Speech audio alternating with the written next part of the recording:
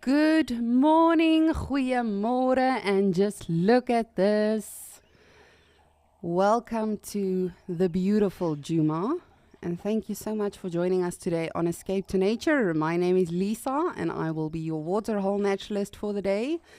And already I am so pleased how our day is starting out. We've got some elephants. Just look at this. I did not expect this early on in Escape to Nature. And as you all know, as we are watching these beautiful gentle giants, we are currently live. And of course, we're interactive. This is a safari after all, so please do get in touch with us today. Send us your questions, your comments, your suggestions, whatever you would like to chat about or have us look for today. We definitely want to hear from you. And you can do so by either watching on the app or on our website. Just register and that way you can get in touch with us. Furthermore, if you do follow us on YouTube as well, you can definitely just subscribe and that way we can keep you posted. Perhaps if there's some new highlights or a safari that you did not know of, we'll definitely keep you updated with all of that.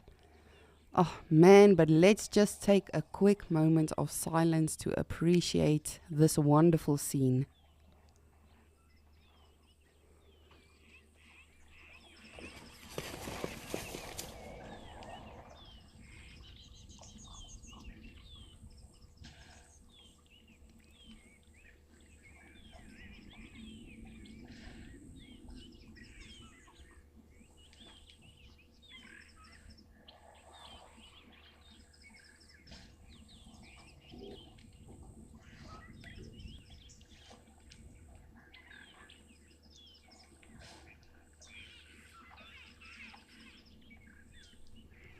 How amazing. My day has definitely already been made. I'm sure many of you know that elephants are my favorite, and actually a lot of people's favorite. But I would love to hear from you today. Tell us, what is your favorite creature out here? And even if it's not an African animal, we would love to hear from you. Right now we do have one of our amazing Zoomies helping us out on the Juma Dam Cam. And it was quite interesting because when I initially came in, they said, oh, we've got a lot of action. We've got waterbuck and hippo. And then all of a sudden, ta-da, we had some elephants as well. Which, as I say, I personally was not expecting this. Not so early. But again, that just shows you how unpredictable these animals can be. They do whatever they like. They don't have a roster or schedule. Unfortunately, we've tried many a times to email them to actually, ask, guys, where will you be at what time? They just show up. Oh, hello, youngster. You are precious.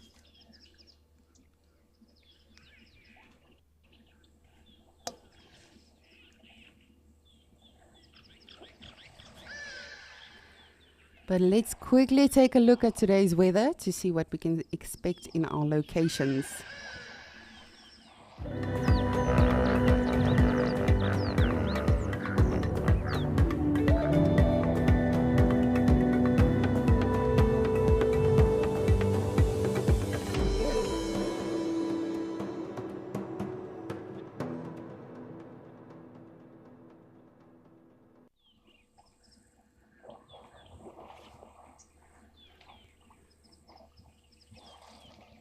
15 to 25 degrees Celsius in the Sabi Sand today. That is not very hot. That's why I'm actually so surprised that the Ellies are here, because you can see it's a little bit overcast. There's not a lot of sunlight. What are you doing, elephant? I shan't walk in the water. Therefore, I shall go through the bush. They really just do whatever they want. You would think for such a massive animal, they do have a lot of obstacles and things, but they really just, no, let me just squeeze through here. Sorry, pardon me, excuse me, coming around. I do not feel like getting my feet wet today.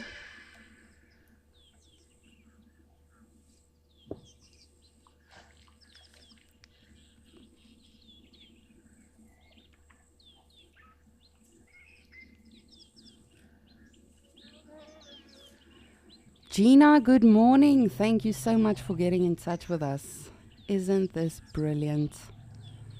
Oh, my day has definitely been made so early on. And again, not just because it's one of the big 5 animals or because it's my favorite animal, just to know, that we are able to watch all of these animals just go about their daily lives, whether it's the elephants or the birds.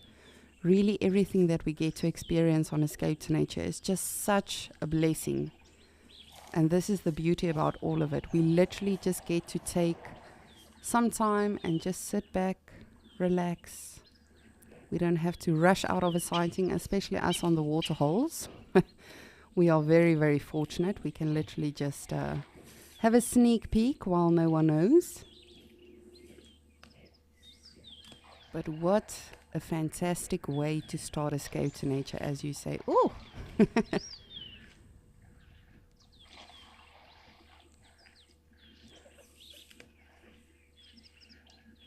And it's not a very big herd.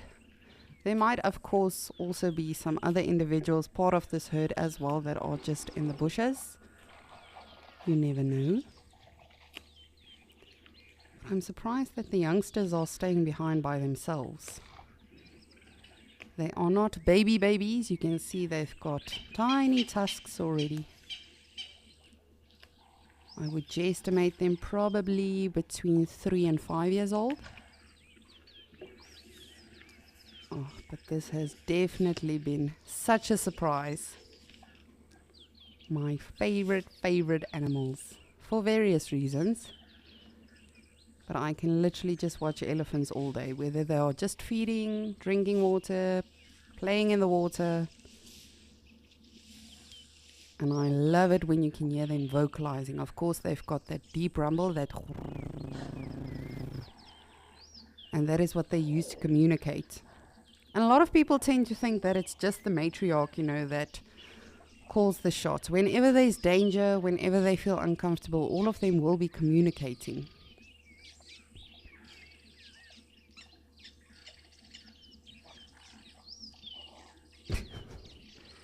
This one is not very happy to leave. But Mom, we didn't even spend a long time here. Why are we leaving? Mom. That would probably be me. I'm also a water baby.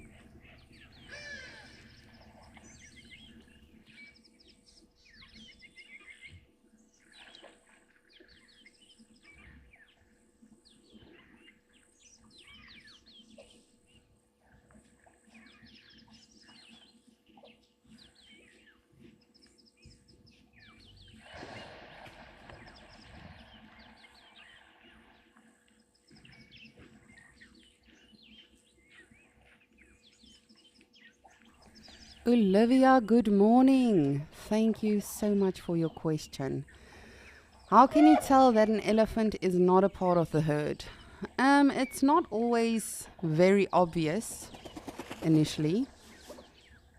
For instance, I used to work with a herd that was actually, a lot of them were rehabilitated, a lot of them were actually saved from culling projects in Zimbabwe.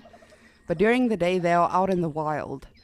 And often, there would be a wild elephant that just sort of joins up with them. And you can hear them communicating, like saying, hey, excuse me, we don't know you. What are you doing here?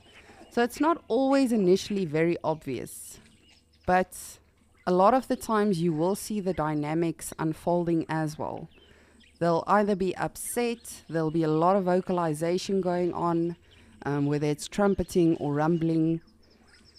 But for the most part, especially if there's very young calves in a herd, the matriarch, the rest of the cows will be super protective. So if there is an outsider or an invader, they will definitely make it clear, oh, just look at that little one. But it's an interesting thing when you start to observe the dynamics of elephants. I used to work with someone that initially I got to know her. She worked at Disney, and she came to Africa to do her thesis on elephants. And she did her thesis not just on the rehabilitated elephants that we were working with, but also the wild elephants on the reserve. And it was very interesting, to sort of see the research that she got done, because she went out every single day for months, and she would sit with the elephants for 3 hours, 4 hours, 5 hours at a time and just take notes. What are they doing? How are they reacting? Not just if they do encounter other elephants from another herd, but also predators, other dynamics. How is the weather influencing their behavior? So it's definitely very interesting. And what's amazing about this specific herd that I used to work with as well, a lot of people will tell you that an elephant herd will not accept outsiders. I've seen it happen, not just with those elephants, with wild elephants as well. So it's possible. Anything is possible. Just like I say every single day, don't put animals in a box. You don't know what's going on in their minds, in their lives. Perhaps they feel lovable that day and very accepting, and they just decide, all right, well, you're becoming a stalker now, so you might as well just become part of the herd. But there's a lot of processes that they go through, of course, inductions, and they have to get to know each other. I've often referred to the little pink elephant that I used to work with, Kanyisa, and it was very interesting with her introduction and induction to the herd, because it's not like you can just say to a herd of 12, 13, 15 elephants, here's a new elephant, have fun. Because yes, they can accept her, but they can also reject her. So we actually had to take her dung and their dung and put her dung with them and their dung with her, so that they first can become accustomed to the smell. And to, this is not a smell that we know. But slowly but surely they become used to it. And then one day you just have to decide, all right, let's risk it. And luckily, from the projects and introductions that I've seen, it's always been successful. But as I say, it can also go the other way.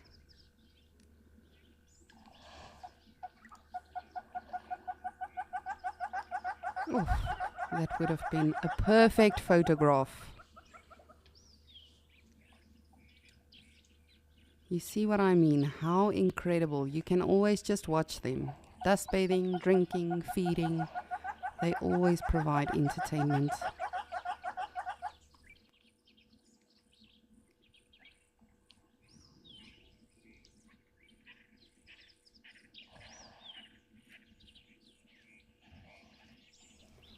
Celine. Is it Celine Dion? She's one of my favorites. You are saying they're your favorite too. Aren't they just amazing? I literally can watch them all day. I mean, it's something that never gets old. I don't know who of you joined us yesterday for Sunset Safari. Steve sat with a herd of elephants for, I think, over 3 hours. And every single time that we were with Steve, watching them live, every single time there was something new going on, whether it was with the calves or with the dynamics of other individuals interacting with one another. It's just amazing. And we tend to always refer to elephants when we are talking about animal emotional intelligence, but I've been saying this whole week because it's something I've really been thinking about. All of these animals, in their own unique way, do have a lot of emotional intelligence, in my personal opinion.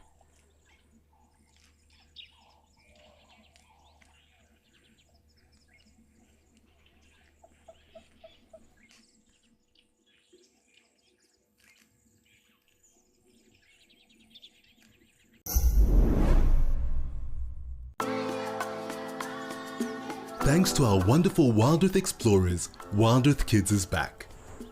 Your monthly subscriptions have allowed us to relaunch Wild Earth Schools on a weekly basis, every Wednesday for the first hour of the Sunset Safari. You guys bring a smile to my face every single day. Sign your class up for a special virtual field trip to Africa, because touching the lives of the future protectors of our Earth truly matters.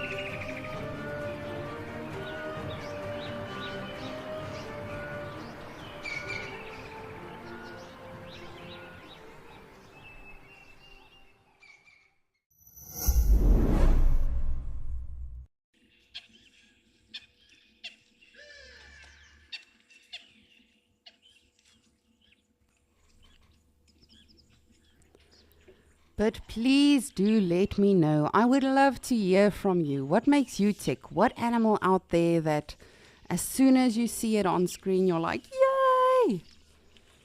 Like myself and Celine, it's an elephant. But what makes you tick? Even if it's something small, you know, the things we often overlook.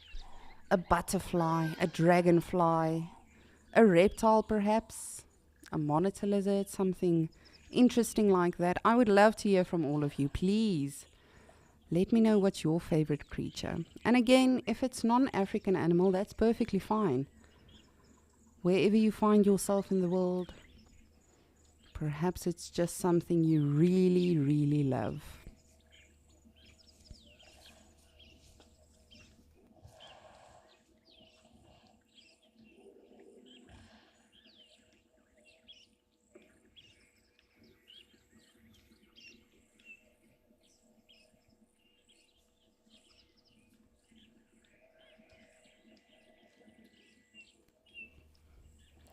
Ellie girl, I'm guessing they're your favorite too.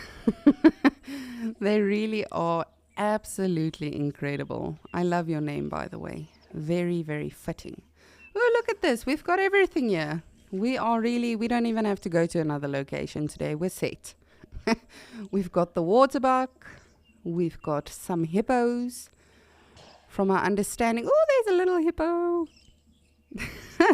From our understanding from our wonderful Zoomy helping out, it is Dewey, and then, if I'm not mistaken, a cow with 2 calves as well. So we'll definitely monitor this today and see what unfolds. But even hippos, aren't they fascinating? It's such a big animal. And yes, I'm not saying you should try to make friends with them, because you are not going to be very successful. But hippos too are fascinating animals. There they all are. Oh, that's amazing. I'm just so happy that we finally have hippos back again.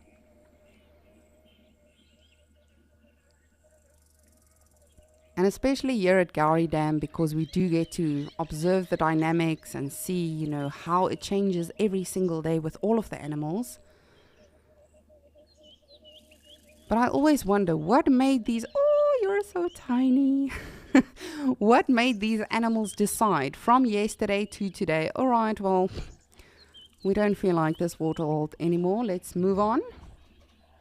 Yes, they do move around, they mark their territory. But hippos do move out of the water generally as it cools off later in the afternoon, and then they'll start grazing, moving around.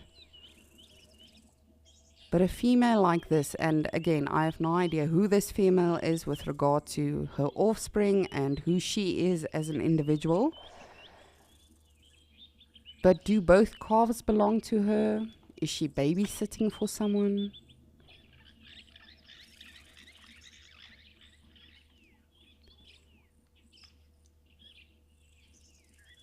And it's good to keep our curiosity alive with all of these animals. Asking questions. Why is that animal doing that? Why is that animal reacting that way right now? Why are they alarm calling? Why are they vocalizing? And I know many of you have been Wild Earth fans or viewers for years and years and years. And I always enjoyed so much on the Sunset Safari.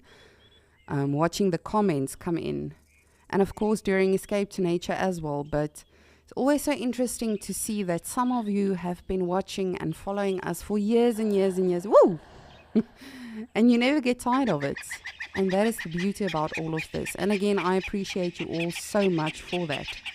Good morning. Have you just woken up? Yes, I too look like that when I wake up. Perhaps you should get a cup of coffee. Or lick your tushy, whatever works.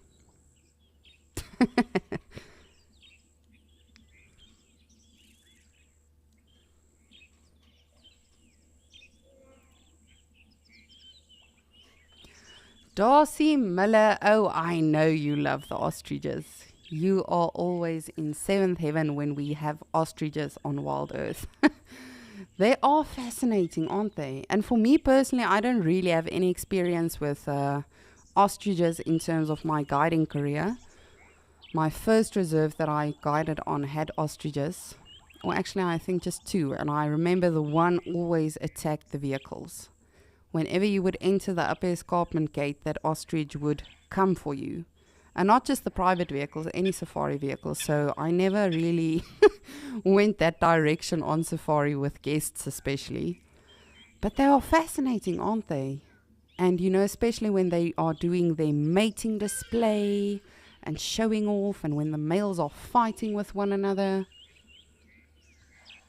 And it's amazing. And I don't know who of you know this, but in one ostrich egg, you can fit 24 normal chicken eggs. Which, if you think about it, that's massive. That's really, really, really large. But Darcy Miller, I too find them very fascinating. And I actually wish I've had more experience with them. But luckily, I can definitely get some more experience with them in the future. You never know.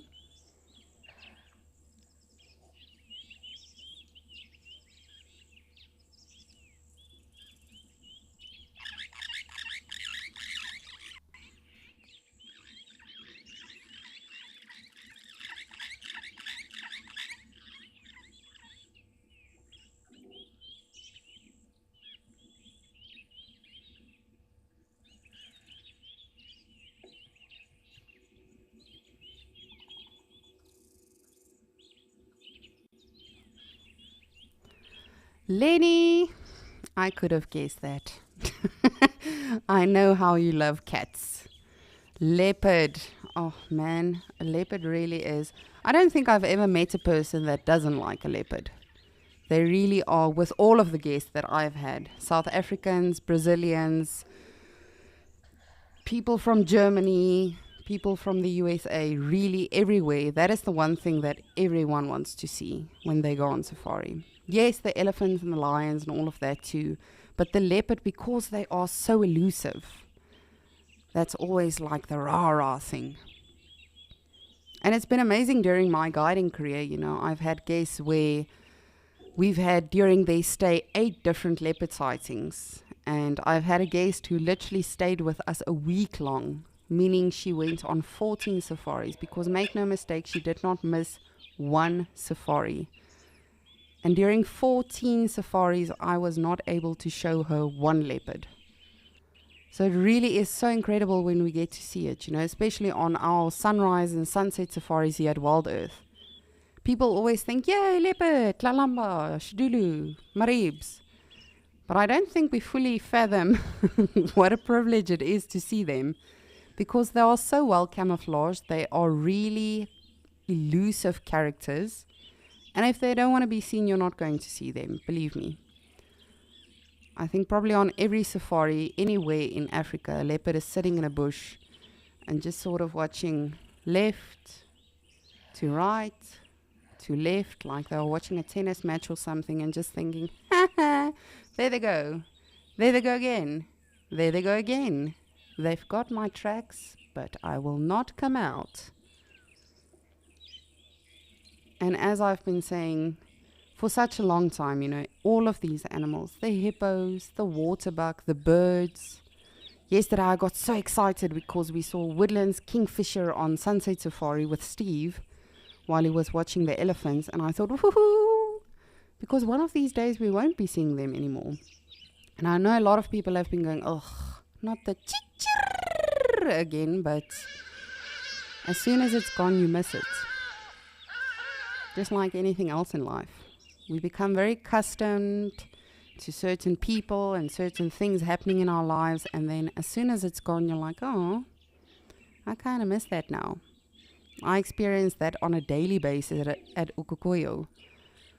If we go one day without zebras now, or springbok, or whatever the case is, I'm like, oh, that sucks. And in 10, 20, 30 years' time, we don't know if we'll be able to experience these animals like we are right now. Live, in the wild, in their natural habitat.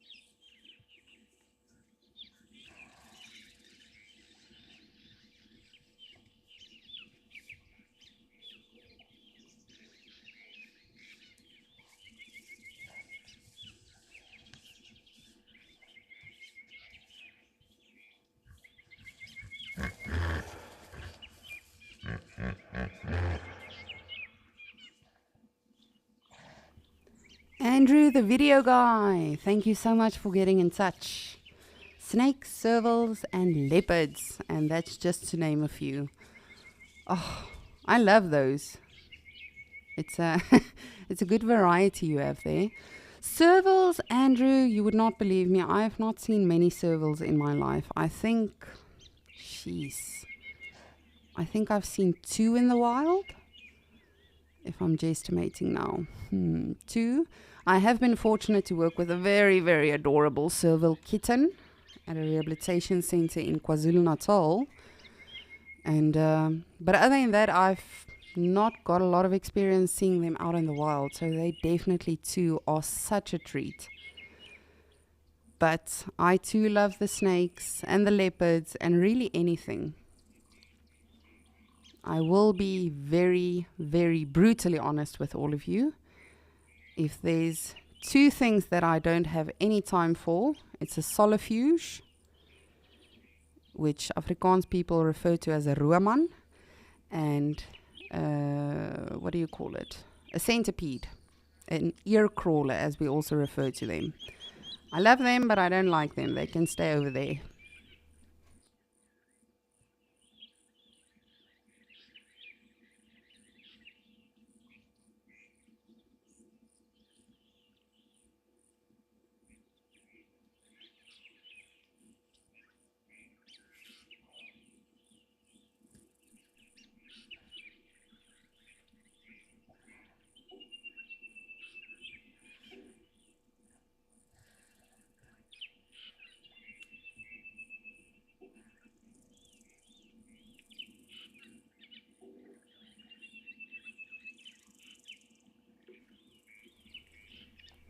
Peekaboo.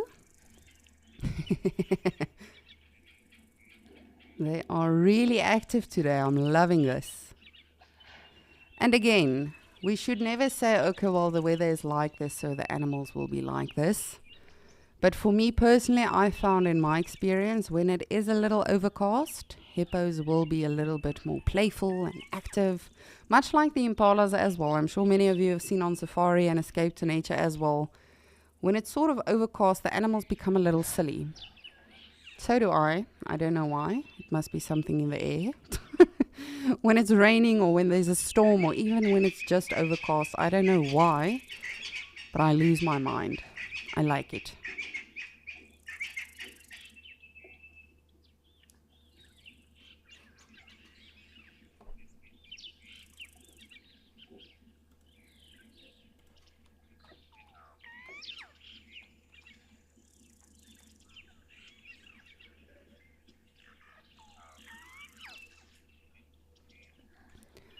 But please keep your comments coming. Darcy Miller loves the ostrich. Andrew, the video guy, loves snakes and servals and leopards.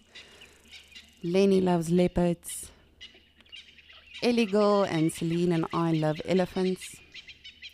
What is your favorite creature out here? And perhaps it's something we never see. There are sadly some animals that we don't see very often, like a pangolin or an aardvark.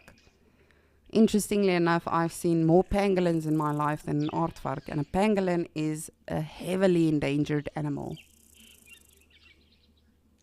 But what is your favorite and why? Perhaps it's just because of the way they look, or what they do, or the call they make.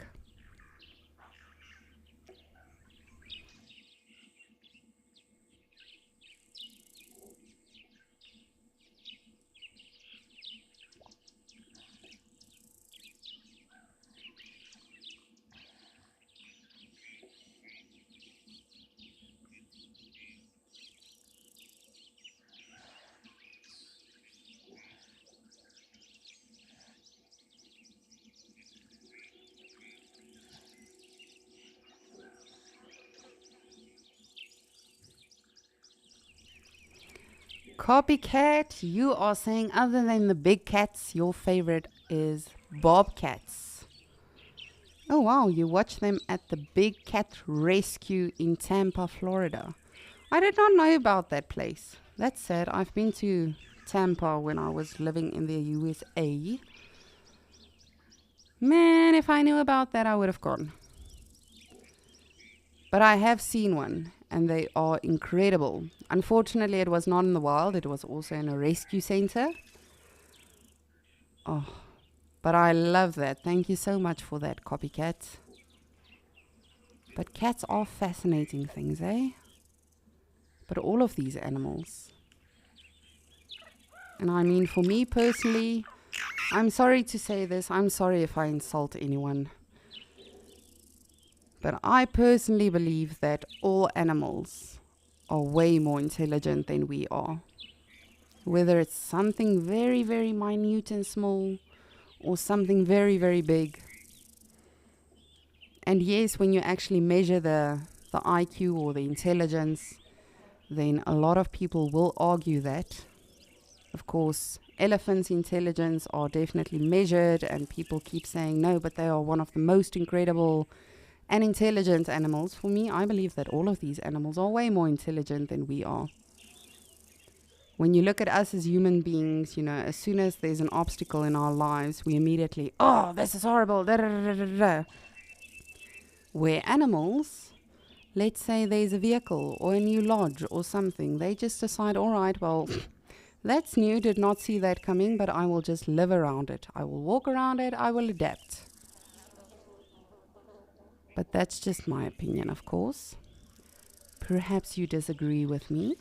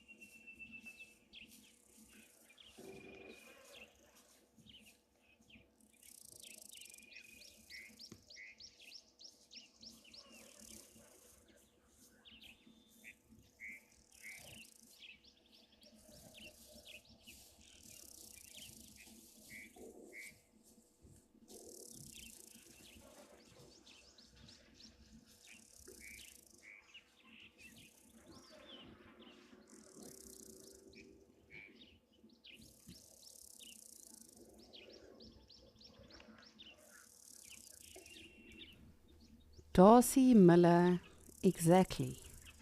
I believe that too. Not just elephants, all of these animals. This waterbuck, the brown-headed parrots that we have nesting here, everything out here. And I say that merely because, well, probably because, oh, that's nice. Thank you for sharing that moment with us. That's lovely. Yes, they have instinct, but if you look at their senses as well, their senses are so acute. And really, us as humans, we are, I'm very sorry to say this, but we are becoming less intelligent by the day. We have become very, very lazy as a species. And we tend to refer to it as, oh, the human race is evolving.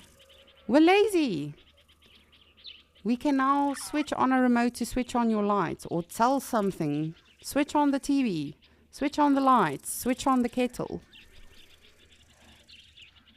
I remember in lockdown during the pandemic, I was so infuriated because, of course, with the shops eventually opening up again and running, there was still a lot of aisles in our grocery stores in South Africa that were closed, that you were not allowed to purchase certain items.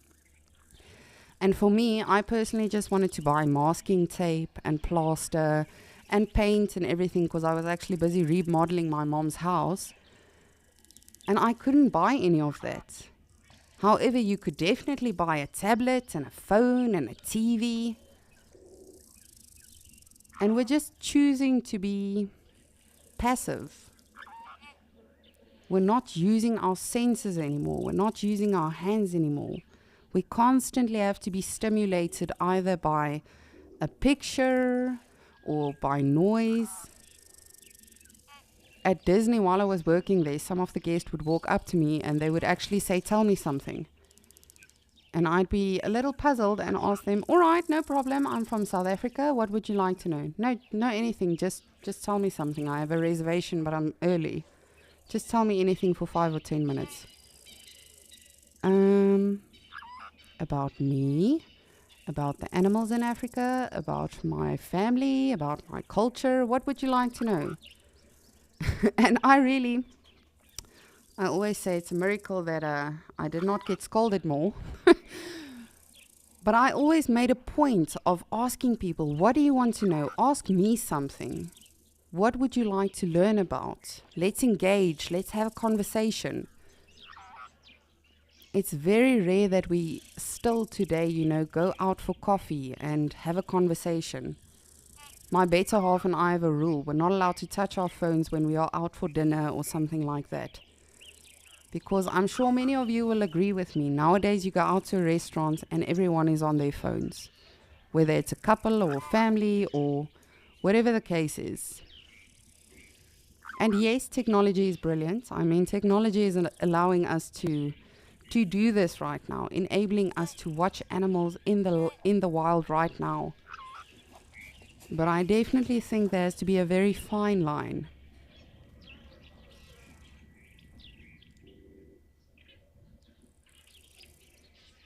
But I wonder, who of you like the water bucks?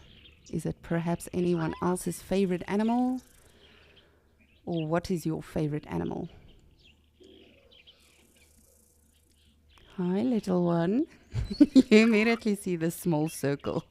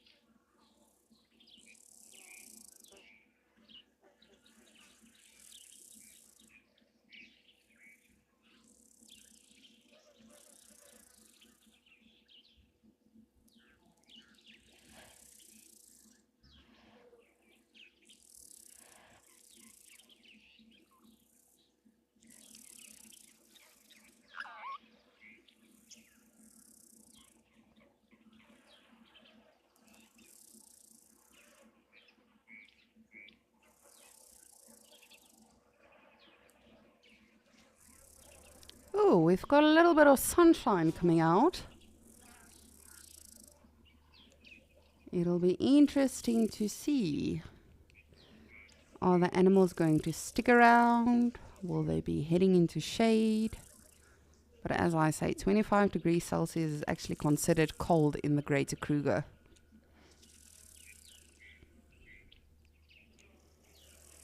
So hopefully, like yesterday, they stick around for the whole day.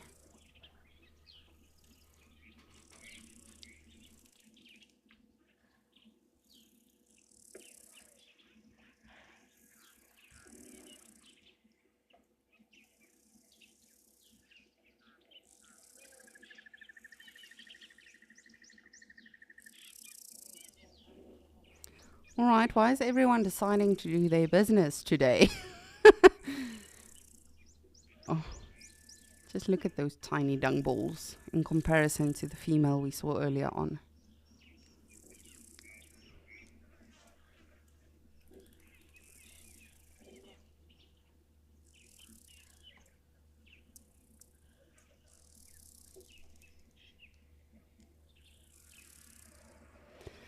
Michelle, so lovely to hear from you. I hope you're doing well, Michelle.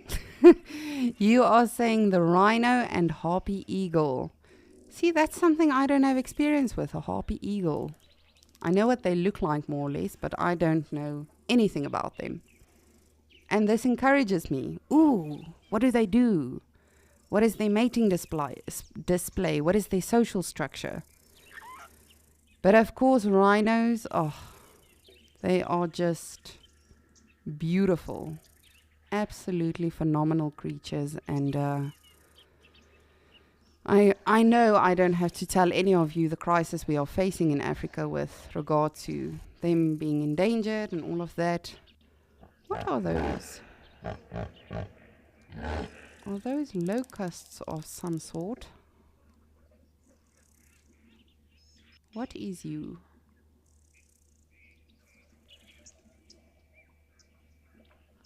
I have no idea what we're looking at. I'm going to be very honest with all of you. I'm referring to the brown things that's perched on the leaves on top, at the top of your screen. It seems like a grasshopper of some sort. If you have any idea, please do let me know.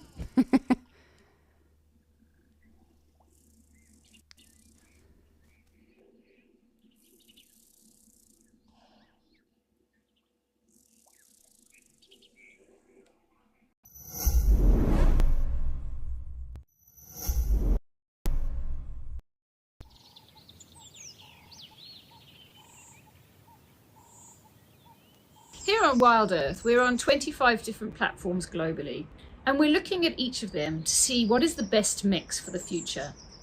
Please take 30 seconds of your time to fill in this survey. It will be super helpful for us. The last thing we want is for your viewing habits to be affected. Thanks.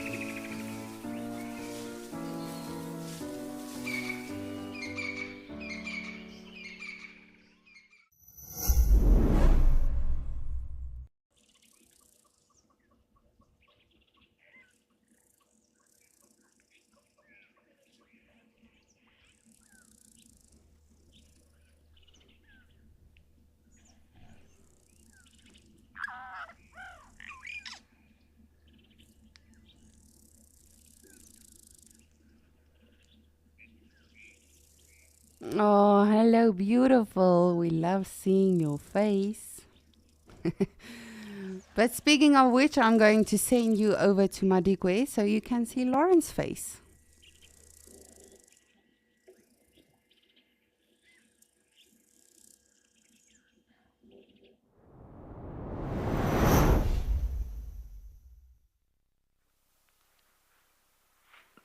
Good morning, everyone, and welcome to an extremely chilly and overcast morning here in Madikwe Game Reserve. But I'm not complaining. I've got all my layers on, my scarf on, and we're sitting with the most handsome Mr. Splinter, as we have been all morning. I cannot get enough of this boy. So we're going to continue to sit with him and see what he gets up to. But good morning, my name is Lauren and I do have Rian on camera. And he does have a water buck kill that he had yesterday. It's a small juvenile water buck, but I think he's almost finished now. And therefore... Oh, can you mute, please, FC? And therefore, he's just dozing with a really full tummy. Cheetahs don't tend to get as bulgingly full as lions and leopards because they can afford to rest in trees or with the safety of a pride. So they don't tend to get that level of full, but you can still see that he's got a full tummy there. And I believe Lisa was touching on animal intelligence with regards to elephants, and that is my favorite topic, as many of you know. I love to dive into this topic. I've heard many people say over the years that some species are dumb, some species are stupid, or animals are nowhere near as intelligent as us, and it just drives me crazy. There's a fantastic quote by Heisenberg from 1958, so a long time ago. And he says, let me read it to you. What we observe is not nature in itself, but nature exposed to our method of questioning. So what he's saying is that human attitudes, creativity, imagination are all very much part of how we perceive our world. So in trying to find out what other mental levels species operate on and trying to really talk about other species' intelligence, the real challenge not comes from the animals, it doesn't come from Splinter. He's not the challenge comes from us. And again, I mention this book all the time. I'm not trying to sound like a broken record, but really, Frans de Waal released a book called Are We Smart Enough to Know How Smart Animals Are? And it's a great book because that's what it dives into. How can we possibly talk about animal intelligence, really? How can we possibly say that an animal is not intelligent or not as intelligent as us? Yes, I agree with Lisa. Humans, the intelligence has dulled down dramatically. We live through our phones, we've sort of removed ourselves from nature, we're engrossed in technology. Yes, as a collective, humans, intelligence I think is dulled down. But comparing us to animals, it just doesn't work like that. We really love to compare and contrast humans. We even do that within our own species. Oh, look at her and look at her and look at him. We always compare people to ourselves. Whether it's aesthetics or intelligence or success or career or athletics. But we tend to take that habit and apply it to other species as well. But we use ourselves as a touchstone. It doesn't work like that. Yes, humans are intelligent. We've been very successful. But it's not possible to use us as a benchmark when it comes to the animal kingdom. And there was a quote from Darwin that I wanted to read to you. Yes, we all know our friend Darwin. Yes, we do. And back in 1859, think how long ago that was now, Darwin said, "Nevertheless, the difference in mind between man and the higher animal, great as it is certainly of one of decade, great as it is certainly one of decade and not of kind." So Darwin's referring it more to a spectrum rather than a comparison of completely different types of intelligence. Our human mind and communication are really not so unique, but somehow we like to think that we are. I mean, bees dance, whales sing, chimps gesture and scream and throw tantrums, which is very relatable. And we can relate to all of that. We dance, we sing, we throw tantrums. So our behavior and our mind and the way we think and communication is really not all that unique.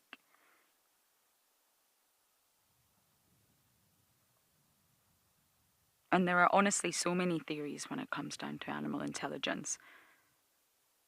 One theory is that the human brain is so exceptional because it has more neurons. Well, listen to this. Humans, yes, we have about 100 billion neurons.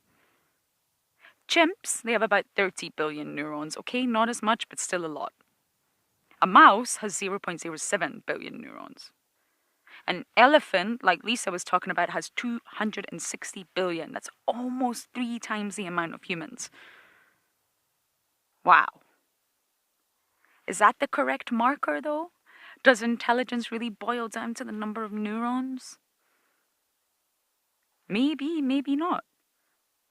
But a lot of scientists say actually the number of neurons doesn't matter, it's all relative. Sometimes scientists say it's not the number of neurons, it's the type of neurons. And one in particular are mirror neurons. But chimps and birds and sparrows and all sorts of smaller creatures have hundreds of these mirror neurons. So again, that doesn't really make sense. The animal brain to body size ratio has long been debunked. If the animal has a bigger brain for its body size, it means its intelligence. Really? Is it just to do with size? Is it to do with neurons? Is it to do with the type of neurons? It's difficult to pinpoint, and there are lots of arguments in science for this. What do you look at when gauging intelligence? Where do you start? Where do you end? And so far, when looking at the animal kingdom, there are 5 official markers. Splinter's bored. That's okay, Splinter, I hear you. First marker is social intelligence. It is believed, there are lots of papers out there, that the more social an animal is, the more intelligent they are. I'm not very sure about that. I'm on the fence with that one. Second marker is tool use. If an animal can pick up a tool and utilize it, they're showing signs of a high level of intelligence. Crows use tools, squirrels, fish. So many different animals use tools, insects. 3 is future planning. Do any animals show the ability to plan for the future? Like, for example, in Nutcracker, which is a type of crow, by the way, the Clark's Nutcracker. They actually hide up to 35,000 seeds in fall or autumn in 6,000 different locations and find them all again in spring. So they've hid them to plan for the future, to plan for the next year's spring, but they've also managed to find them all in 6,000 different locations. I wouldn't be able to do that. And then you have culture. Culture is crucial. Does it exist in all animals? Does it not? Again, that's a big question. But a great example of culture is in West Africa. There's a study where 3 separate but genetically related groups of chimps were studied. And they were studied because they used 3 different tools, including different methodology to open the African walnuts. They're the exact same species, completely genetically related, same lineages, but they use different tools and have different methods to get into the walnuts. Why? They had been taught differently. They're the offspring of different individuals, and the culture had been passed down by different chimps. Exactly the same as lions when it comes to what they hunt. And the last marker, again, I'm on the fence with this one, is self-awareness. If an organism has awareness of oneself, it's a marker of intelligence. So those are the 5 markers that are currently used in science. But I mean, to be honest, I feel they are very limited and not as accurate as they possibly should be. But you're always welcome to tell me your thoughts. What do you think when it comes to studying animal intelligence?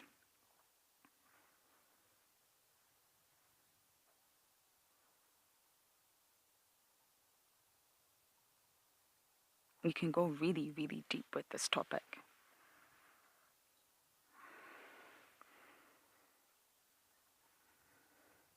Flutterby, you're still watching. Great to hear that. And you're saying your discussions about evolution and genetics are very interesting. Whew, two of the most difficult topics, Flutterby. Evolution. And I'm not talking about the theory of evolution. We're staying away from that. We're just talking about adaptation and change over time in the animal kingdom. And genetics, phew, that was always the one element of science I really struggled with. It was hard.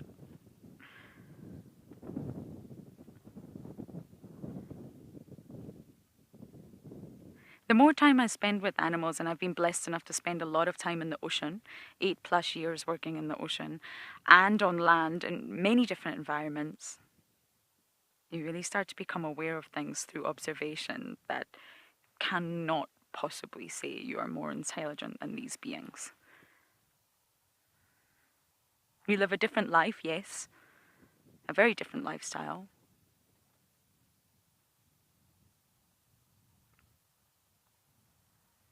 James Hendry once told me, an animal is only as intelligent as it needs to be. And I get that, that's correct. It doesn't mean any animal is not intelligent. In their own Umwelt, in their own world, they are intelligent. A cheetah does not need to understand the life cycle or the habits or anything about a mosquito. It doesn't even need to understand anything about a crow. A cheetah needs to have the intelligence and ability to understand what it's like to be a cheetah. In phenomenology, each organism lives in their own little bubble, their own little world, including us. We live in our world and we always project our feelings onto the animal kingdom, and sadly, it's just not always relative.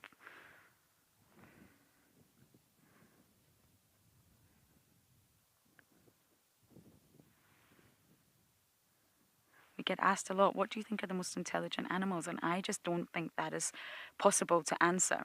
I really don't.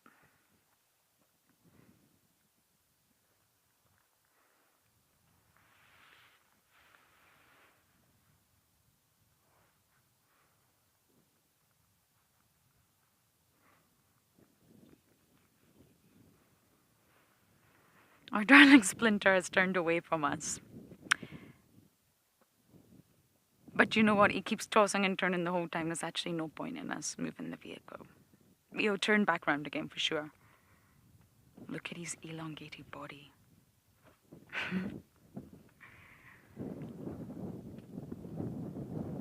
There's a strong wind. It's very, very cold today.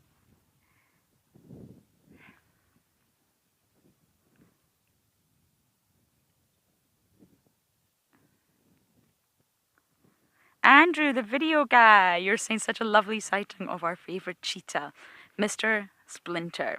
Yes. I've missed getting to know the cheetahs like I did in Amakala with Pumalela and her 2 sub-adults. We've seen cheetahs here and there, but we're really, really loving getting to spend time with the same cheetah, getting to know them a little bit more. I'm glad you love Splinter as much as I do, Andrew, the video guy.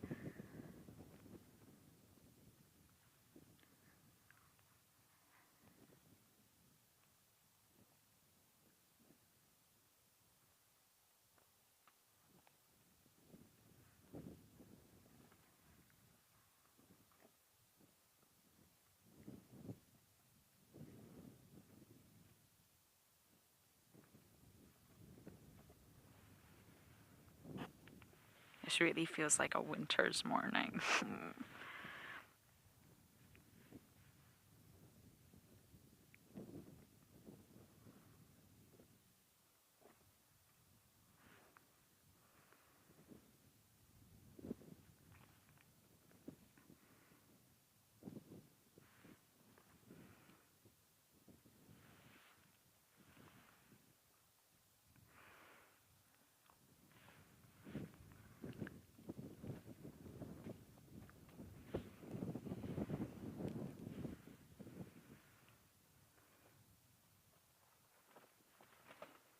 Ah, there we go. I knew it was going to happen.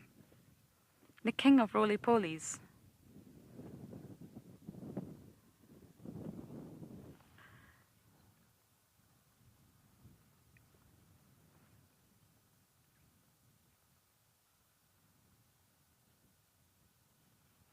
He's turned back around again. He's just so beautiful. I feel like I've got my topic for today, everyone, but just to build on that, if you've never heard of the work of Thomas Nagel, I really suggest you Google it. It's really, really fascinating. It's from a long time ago again, way before I was born. And his sort of concept was what it is like to be a bat. And he writes this whole article that we will never know. We have no way of entering the sort of subjective life, if you like, of another species. We don't. We can study the bat's biology, their chemicals, their hormones, their anatomy, everything about them. We can study echolocation using technology, but we don't really fully get echolocation because we can't echolocate. So although we can study bats, we will never know what it is like for a human to feel what it is like to be a bat. Does that make sense? You've got to try and understand what it's like for a bat to be a bat. That's the best we can do. Even though we can never feel what another organism feels, we can still try and maybe step out of our really narrow world and try to apply our imagination. But remember, that imagination is ours. It's humans. Every organism lives in a very complex world for that organism. And there's another wonderful quote. I cannot remember who said this. It might come back to me, but it's, if a lion could talk, we would still not understand him. Even if the lion spoke our tongue, English or Scottish or whatever, we still wouldn't understand him. Because we don't live in his world. We don't live in his own world. We'll never know what it's like to be a lion. And it's interesting when you think of it like that. You should check Thomas Nagel out. He's got some really interesting work on that sort of side of phenomenology. If you think of humans, we also sometimes struggle to understand people of other cultures in our world. Even if we know their language, we still struggle to sort of, I think an appropriate term would maybe be find our feet. And that's within the same species.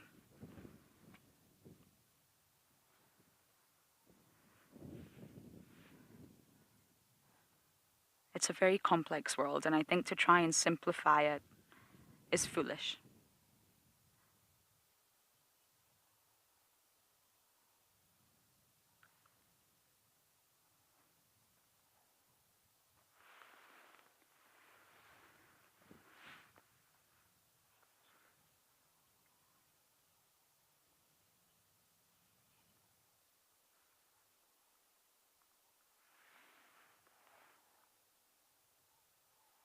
Jacinta, you are talking about the future planning aspect. And you mentioned that migration and going to find water are definitely examples of future planning. Exactly. I don't know if I'm jumping too far or making too big a leap, but don't all species future plan on some level? Even if it's a day ahead, if you're a mosquito and your lifespan is only 7 days, or if you're a butterfly and you die after a month, relative to the species, surely there is always some element of future planning to secure food, water, or any resources that you may need. Okay, maybe it's not planning a year in advance and hiding 30,000 seeds in 6,000 locations, but relative to your own species and your life cycle, surely there's always an element of future planning. I find that one, I'm not sure I personally agree that it's a marker of intelligence, because I think all species do this. Yes, it could be a marker of intelligence, but again, I think it applies to every living being. You're welcome to disagree with me. I mean, animals don't keep diaries or have, Zoom calls and calendars and plan ahead their appointments, no. But there definitely is an element of future planning for every being, I feel.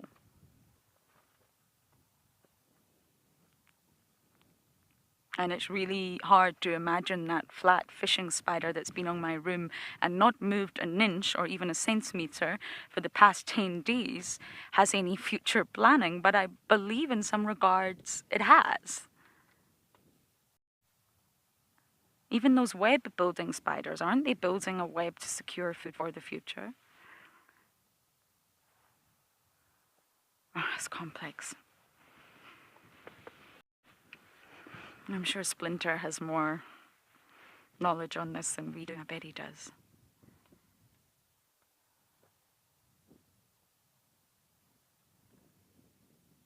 We've only just discovered the Wood Wide Web. Been talking about that a lot lately because we're celebrating plants, the Florafest. We've only just discovered that. I'm pretty sure animals have had a conscious awareness of that for a very long time. We're late to that party.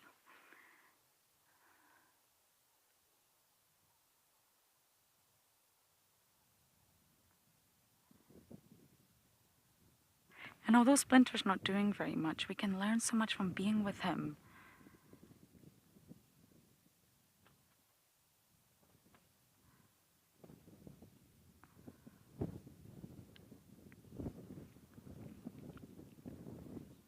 Oh, Michelle! I love that! I love it! Okay. I'm going to try and remember how you said that. I don't know if I should wait for a message because you said it so perfectly, Michelle. I think I'm going to wait and read out loud what you said because I don't want to mess it up, which inevitably I will.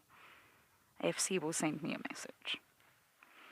But I love that, Michelle.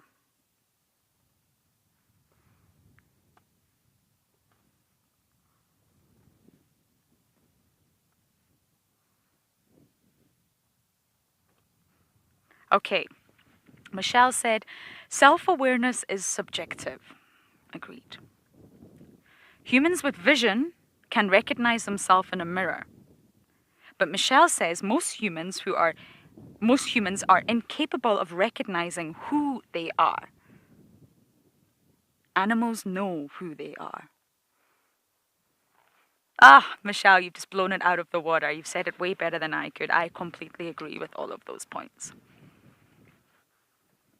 Self-awareness is completely subjective. It's not a great marker for intelligence. It's how do you know if a assassin bug knows itself? It's probably not going to recognize itself in the mirror because it lives in a chemical world. But how do we know if it recognizes itself or not? We don't. So completely agree. And humans with vision, yes, we do. We use mirrors a lot, but many of us don't even know who we actually are. I very much agree with this. I've been reading up on quite extensively the arthrogenic principle. I don't know if any of you have ever heard of it. I'm not going to go into great detail on it because I'm still... Oh, arthropic principle. It's very complex and it's about our place in the universe, and I'm still trying to fight my way through it. So I'm not going to go into that, but it does build upon that idea, Michelle, that we don't even really know who we are, whereas these animals do.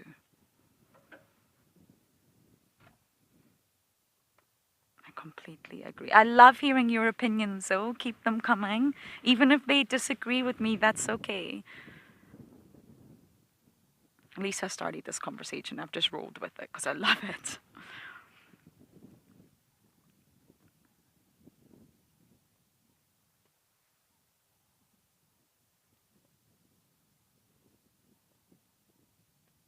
Even the 2 books that I'm reading right now, I'm trying to finish The Hidden Life of Trees by Peter Wohlleben, and I've just started Entangled Life.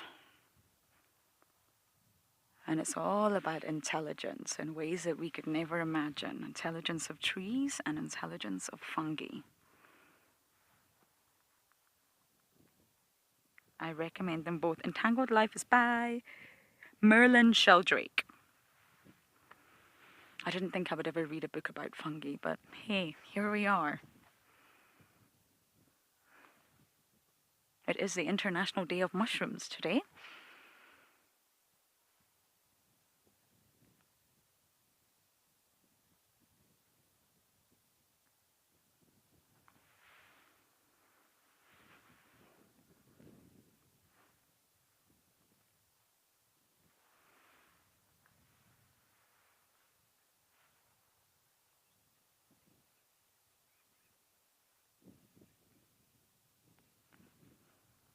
CJ, absolutely. I would say all our organisms can be opportunistic.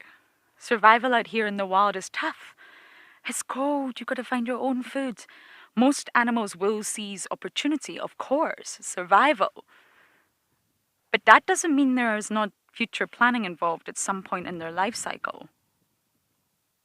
What about those males that move to certain areas because they know they're going to find a female in estrus? What about those animals that know a certain flower that they love to eat is going to bloom in October in this specific part of the park? Others that make dames.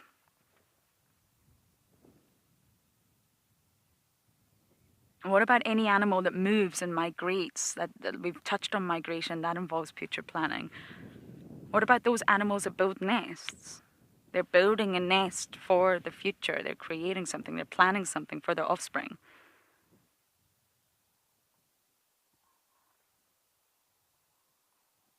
I don't believe any of these things are random. But yes, it doesn't mean that they can also be opportunistic, CJ, of course.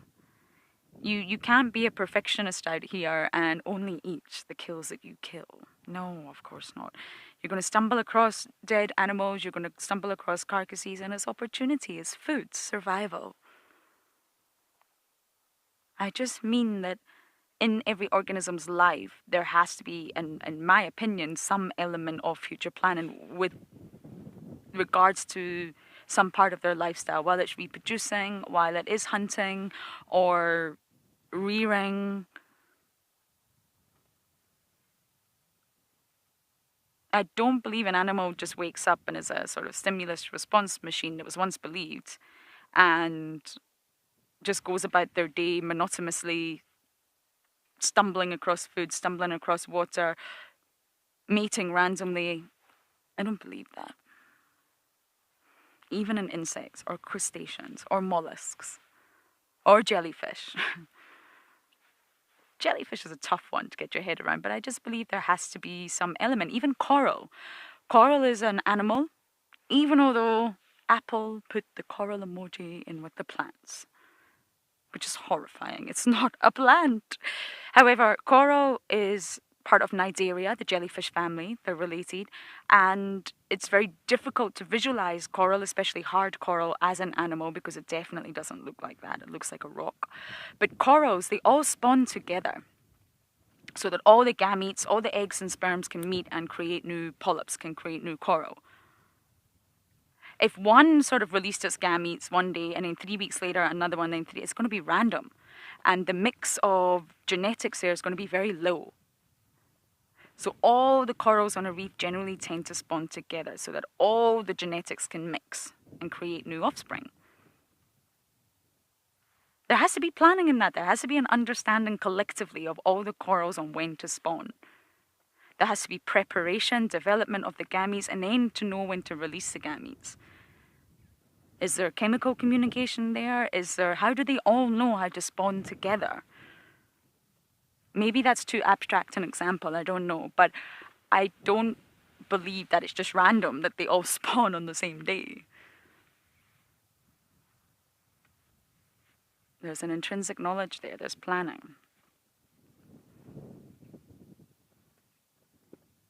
But yes, opportunity will always prevail out in the wild. Even with herbivores, some herbivores, you do see them nibbling sometimes on a carcass or a bone.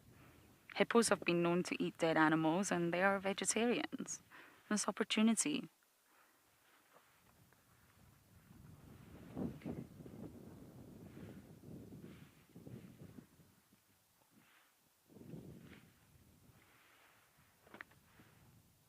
Splinter is really being quite perfect. I don't think I have ever spent so long talking about animal intelligence and looking at a cheetah, but well, I think he's enjoying it.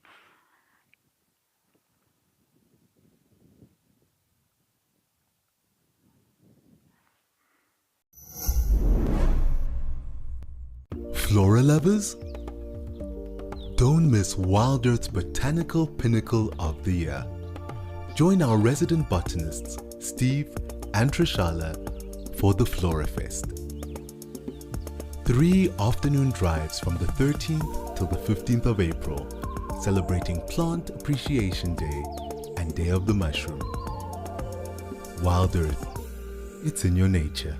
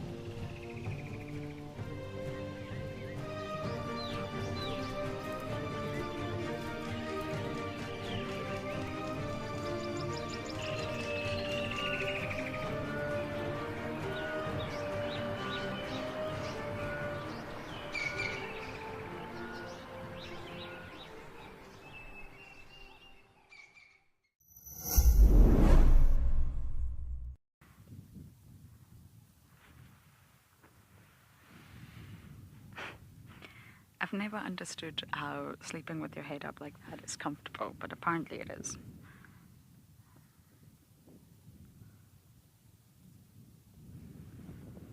And just one final point on this that I think is really fascinating. If you think... Okay, I will come back to this point a little bit later, but for now we're going to send you over to Andrew to say good morning.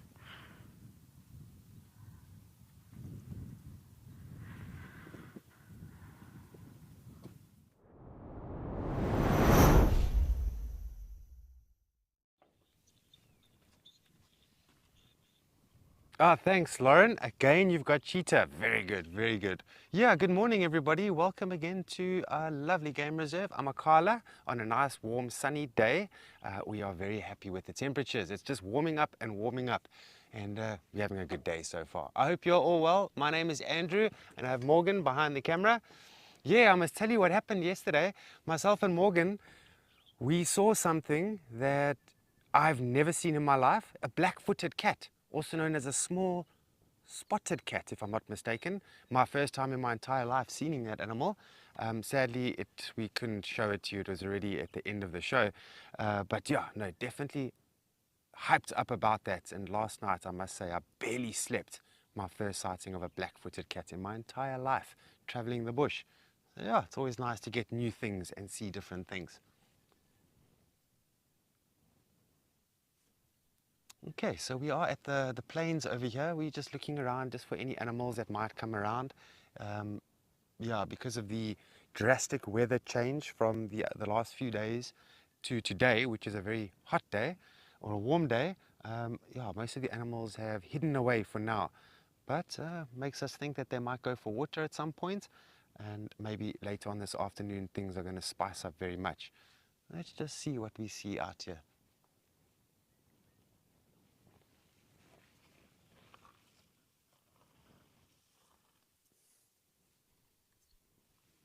Okay.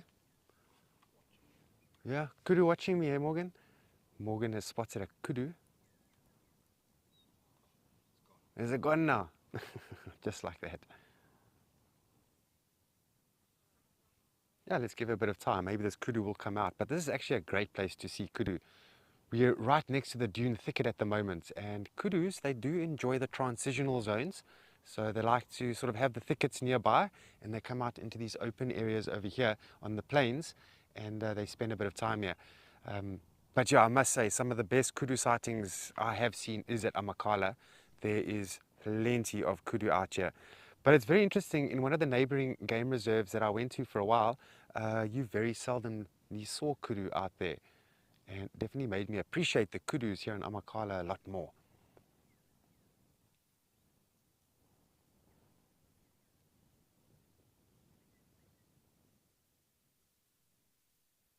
Just beautiful out here. This warm temperature is just so nice.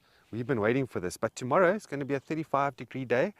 And if there are any kids watching, I will encourage you to take part in tomorrow's sunset safari, because we are going to make a plaster cast out of a footprint. So basically what that entails is we are going to make a mixture of cement from plaster of Paris, and we're going to find a nice animal track, and we're going to fill the cement in the track and then wait for it to dry off, and then we're going to pull it off and dust it off and show you what the track looks like. And we'll teach you exactly how to do it step by step. So if you want to try one of those at home with maybe your dog or your cat, it's always a good idea. A little bit of arts and crafts here in the bush.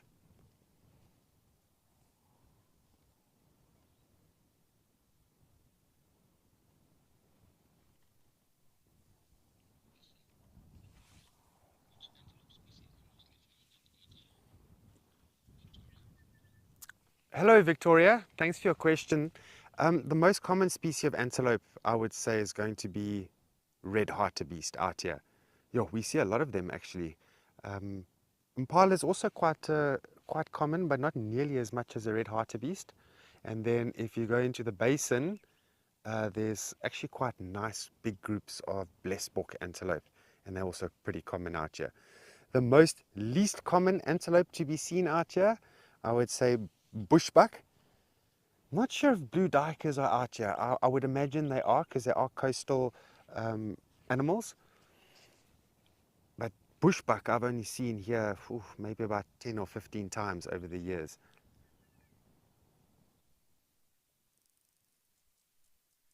We find most of the bushbucks, they tend to hang around the riverine thicket areas, also the dune thickets.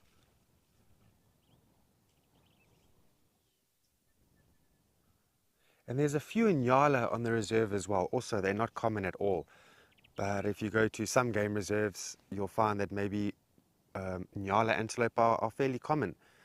And so what happened was, a few years ago, just over the fence line up in the east, two giraffes, they were having a bit of a squabble and a barney. And the thing was that one of the giraffes was on one side of the fence, and then another giraffe on Amakhala was on Amakhala's side of the fence. And they were fighting through the fence. Now, you can't believe the damage that they did to the fence. They ripped the fence right out and left a gaping hole. And so a lot of the neighboring land's animals actually started to, sort of just make their way into Amakhala. And that was mainly Nyala. So we see them sometimes up in the east, closer to Bukela Lodge. Sometimes even on one of the main roads, we see them.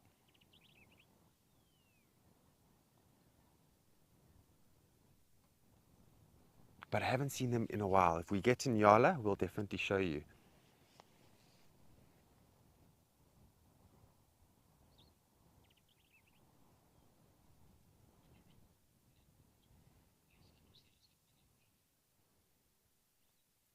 Okay, we're going to continue on and see if we can find some other animals. We're going to send you to Lisa in the meantime, who's at Djuma Dam Camp.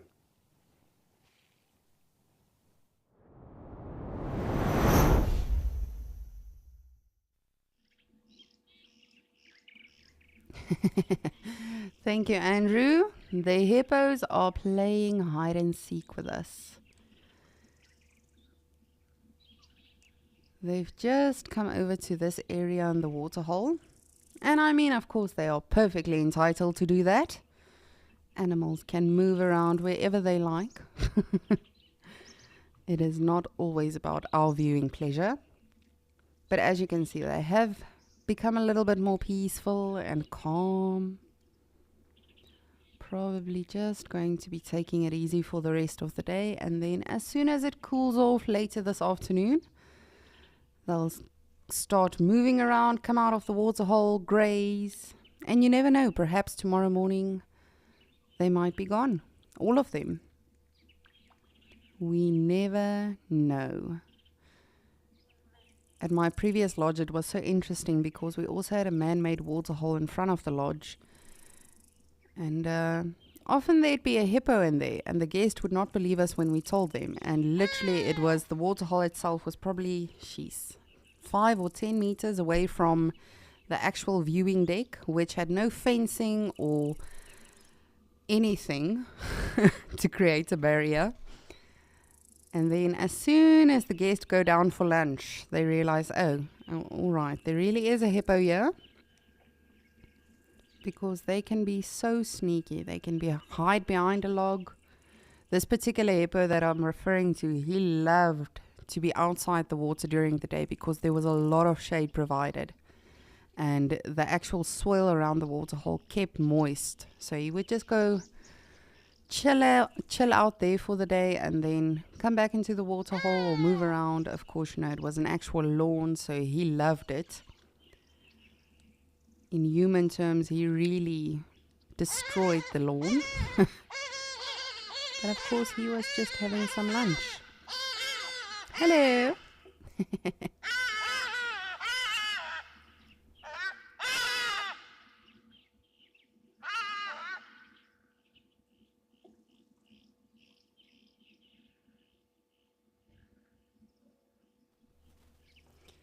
Ugh.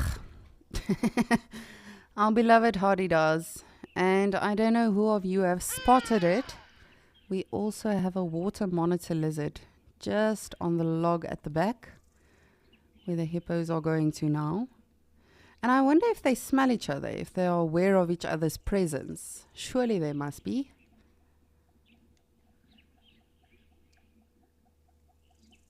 But you can see this lizard is not at all worried. Just taking some advantage of the little bit of sun there is in fact still around.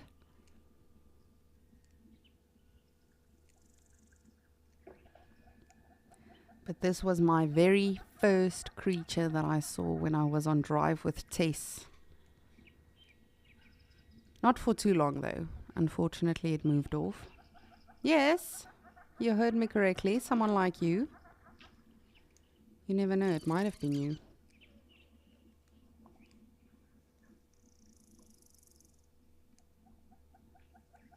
But I love them. And again, still please do let me know what's your favorite creature. Perhaps you're more of a reptile person. You enjoy the lizards, the crocodiles, the snakes, the terrapins. I would love to hear from all of you. And why? I mean, all of these creatures are so diverse for various reasons, not just with how they look, but also with what they do. To think that this animal has to actually use outer resources to heat his body up.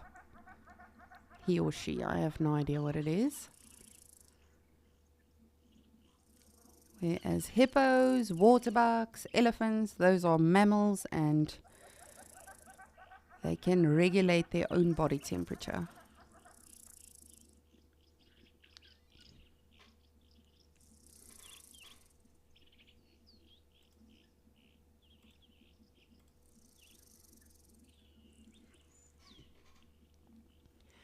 Catherine, ooh, those are good ones. Spotted and brown hyenas. And Catherine, I speak under correction, but I don't think I've ever seen a brown hyena for myself in the wild. Spotted hyenas, I love.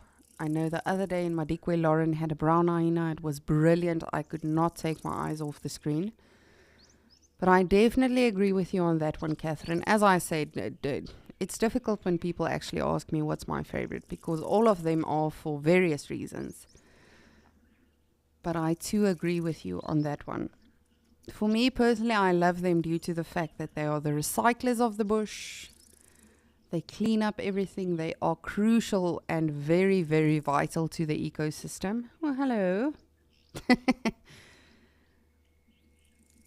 But when we do see the spotted hyenas out here in Djuma as well, it's absolutely magnificent. I had the privilege of seeing Comet and spending some time with Comet while we were out one evening in the riverbed having some dinner.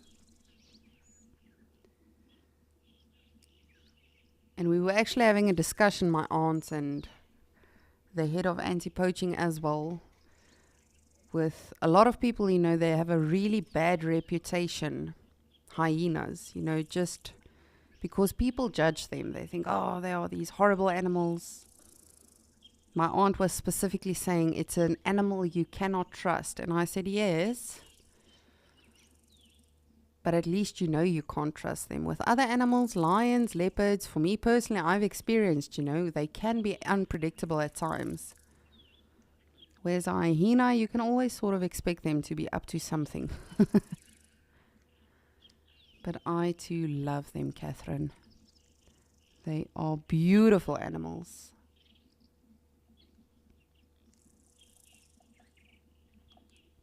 Oh man, what a peaceful Sunday.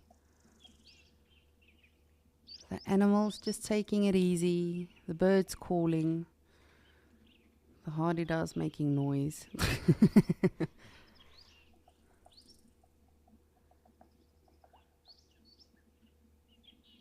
Hello.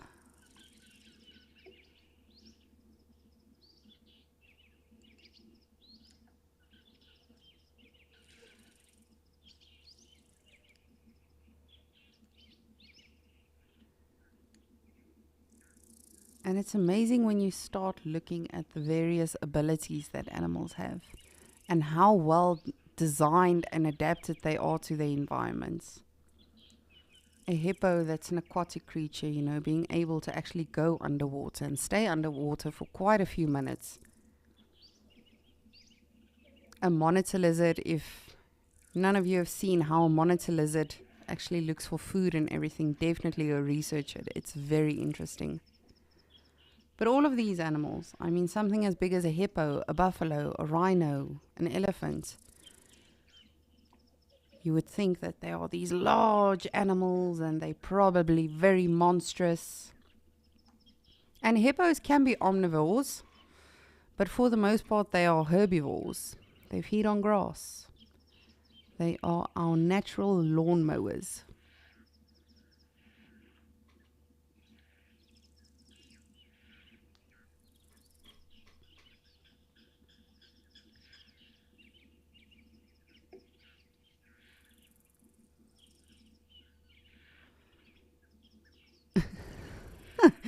You are pushing your luck a little bit now, yeah, hippo.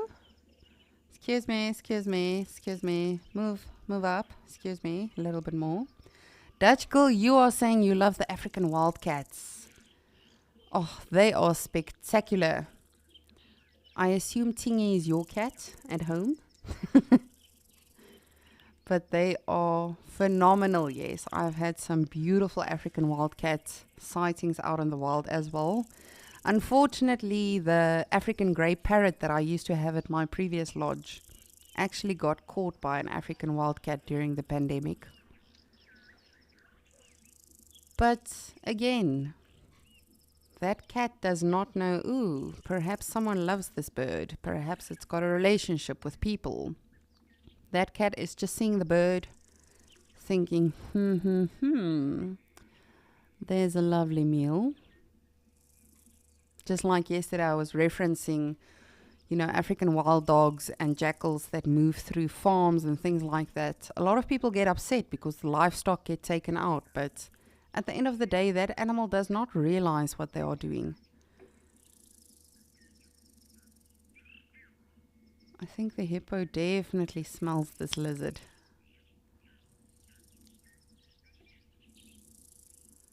Perhaps they are having a bit of a discussion, asking each other, what is your favorite animal?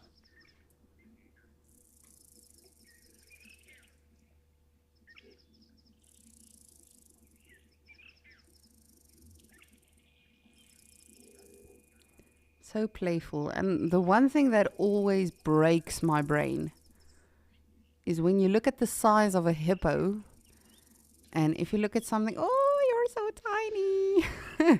If you look at something like an elephant or buffalo or rhino, you know, those animals have fairly long gestation periods. Hippos literally gestate for 8 months. That's ridiculous. And for the most part, you know, everything that they do is inside of the water. Mating, fighting, playing. And I'm not limiting that to, you know, it just happens in the water. Of course, they do those things outside the water as well. It can happen. But a hippo feels safe in a water body. They are territorial, and as soon as they've established that territory, that's where they feel safe. That is why they are not one of the big five. Because the big five, the lion, leopard, elephant, rhino, and buffalo, those animals were all classified as the most unpredictable or the scary five or the most dangerous five when you are approaching them on foot, but on land. If we were to enter this waterhole, it would be a different story. This hippo would not be happy with you, and you'll probably not live to tell the story.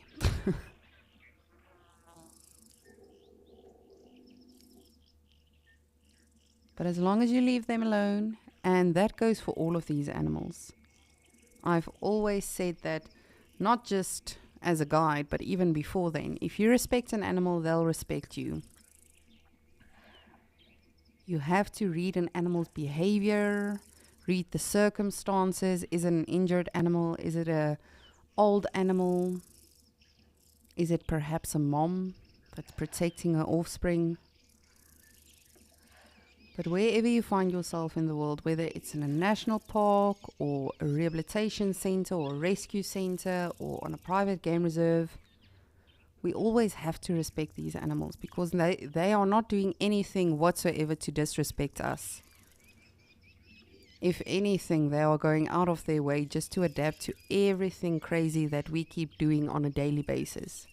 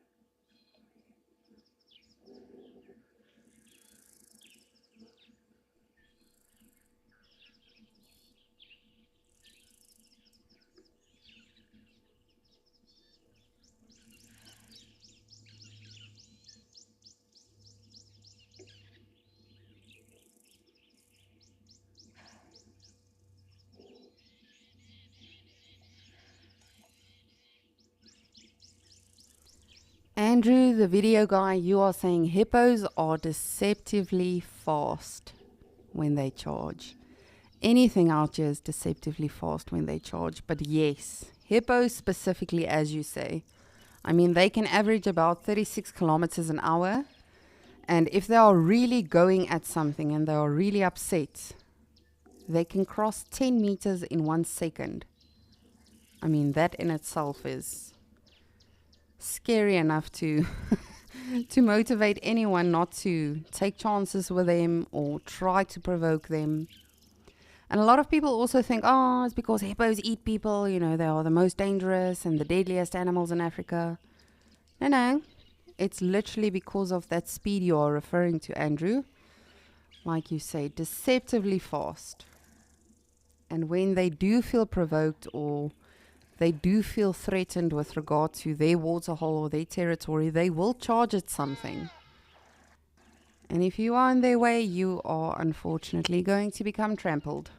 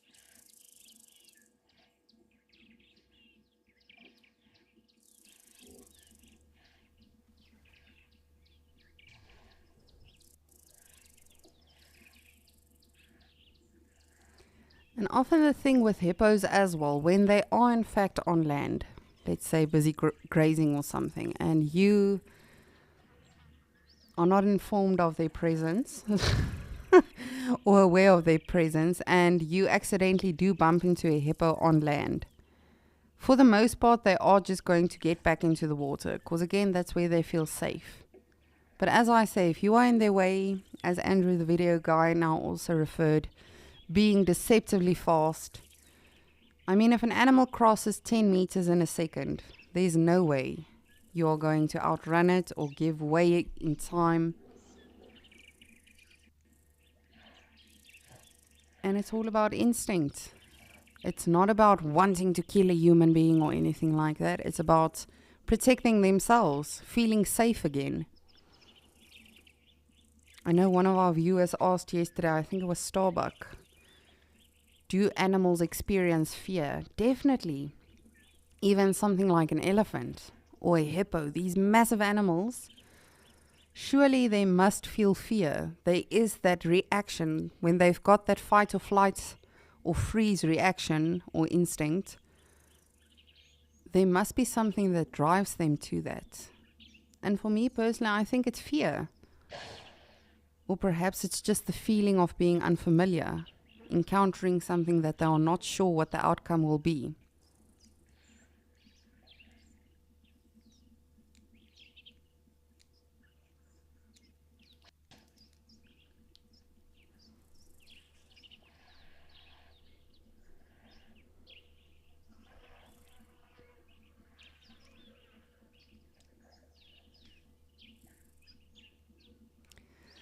But we'll definitely keep our eyes peeled, see what's happening at Djuma. But for now, we've got some kudus in Okukoyo, so let me go show you.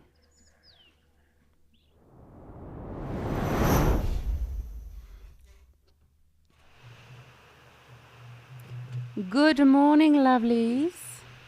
And there are two calves. So a couple of weeks ago, we had our very first kudu calf on camera. I cannot tell you if it was the very first kudu calf in Okukoyo. Unfortunately, I do not follow these animals. I wish I could. Or at least just tie a GoPro to their neck and see what's happening. But now we've got two. And this is generally the time, well, the Springboks, the Impalas, you know, all of those animals had their babies a little earlier on. But this is generally the time in this region that an animal like the kudu will have their offspring. And even though animals, you know, a lot of the animals have breeding seasons, it's not always the rule. There can be late calves and lambs and babies and cubs and things like that. Animals are not informed that, you know, to our records and experience and research, this is the time of year that you have to have your babies. It doesn't work like that. It's natural out here. But as Lauren was talking a lot about the future planning and, you know, the processes that animals go through. And a bird that builds a nest, surely they know, okay, well, it's going to be for offspring. Something like a southern masked weaver.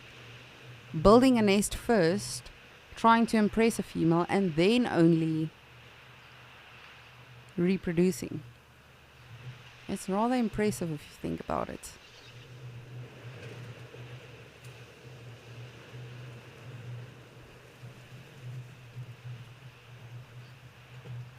But these guys are what I like to call the Mickey Mouse antelope of Africa, with their beautiful round ears.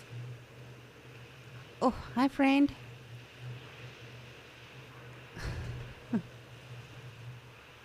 Isn't that just amazing? And you'll see second on the right, there's a young bull. So that will not be the father of one of these calves. That will still be the offspring. That is literally a mama's boy. He's still staying with mom under her protection. He's not old enough yet to sort of try and challenge other bulls and take on a bachelor herd and then start reproducing as well. But make no mistake, he will definitely also try to protect them. It's not to say that he's in charge and he's the main protector, he's the man of the house. But he will definitely also help with defending and protecting when something does happen.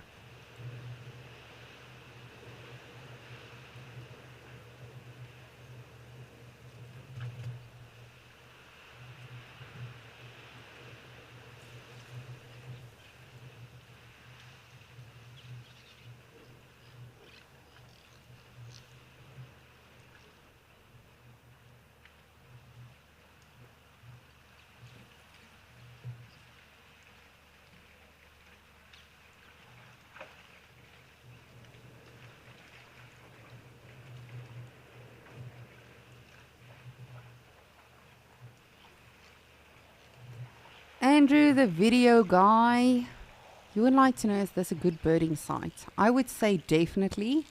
As an actual visitor to this park or to this camp specifically, a lot of people come generally from January to April because that is when a lot of the migrators are here. But as an actual visitor, it does become very difficult for us at times to actually, you know, get a good look very far away at the trees and those type of things. But with the Abdom storks, for I mean literally weeks on end, we had over 1,000 Abdom storks that came here, of course, due to the rainfall and everything. So in terms of, for me personally, as the operator of this camera, it's a little bit tricky at times, especially because there's just the one tree at the waterhole. You know, the others are quite far away. It becomes difficult with zooming in, etc. But as an actual visitor, Andrew, I would definitely say so. Hopefully in the next couple of months, you know, the flamingos will also be arriving. It doesn't mean they are going to come to this specific waterhole because there's 35, 36 waterholes in this reserve itself or in this national park. But you never know. Definitely keep an eye on it. And as I say, you know, even after Escape to Nature and before, you can always keep an eye on this camera, on the Djuma Dam cam, whether it's on our app or on YouTube, just to see what you might be missing.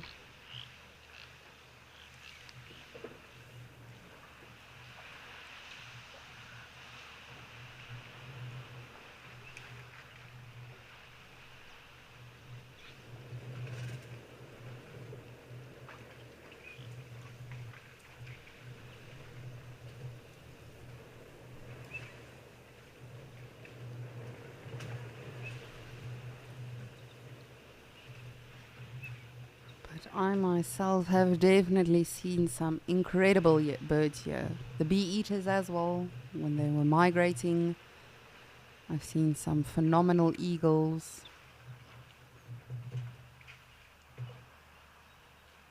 And even the general birds, you know, we tend to think, ugh, it's not that spectacular because you can see that anyway. Something like the Egyptian goose, or the lapwings, or some of the other birds, the pied crows.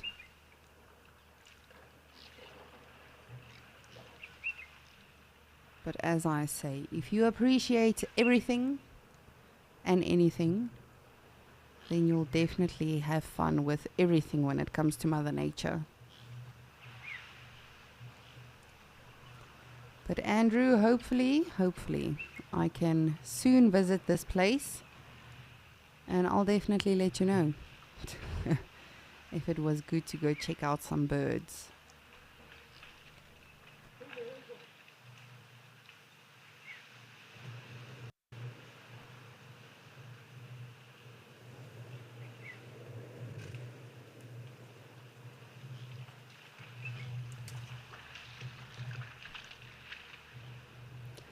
But just as a reminder, on Earth Week, which is commencing tomorrow, the 17th of April, until the 22nd of April. So please do join us for that. We'll have some videos throughout the day, and we'll also be having a first day, an Earth Day fireside chat. Oof, that's a tongue twister. On the 22nd of April, and that'll be happening at 7 p.m. Central African Time.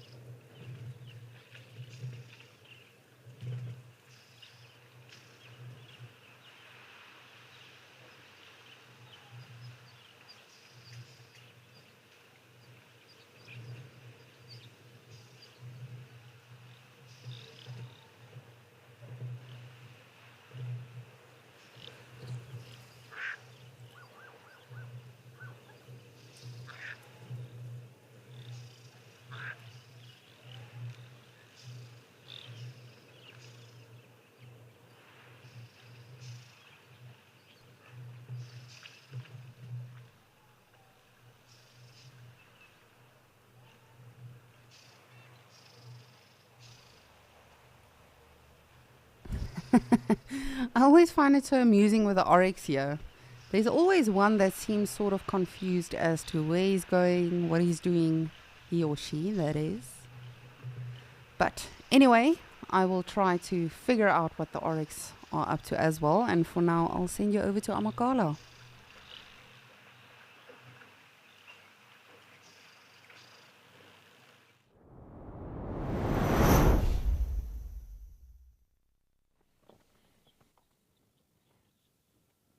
Awesome, thanks Lisa. So we thicket, we actually saw an elephant bull walk into this thicket going in a south direction, and we know that the elephants have dropped down into Grand Canyon, the breeding herd. So we suspect that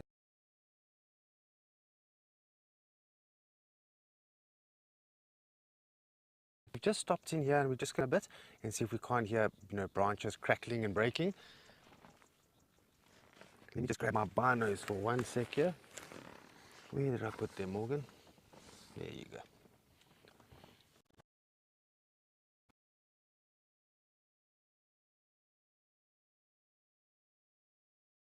Little berries, isn't it? Struggling to identify this, and that's normal out here. Okay, we're going to send you back to Lisa and Ukukuyo in the meantime.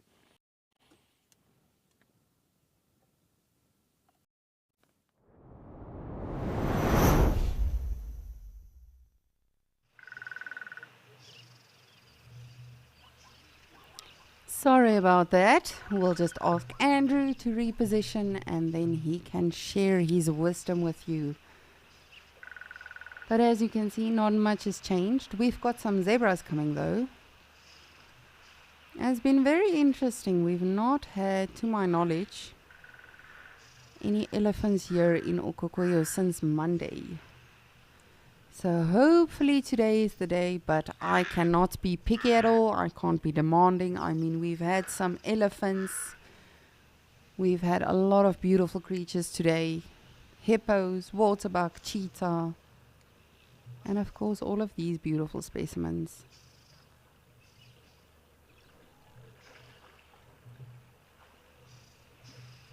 But it is just such a typical Sunday. Very peaceful, very calm. Oh, look at these two sharing a moment.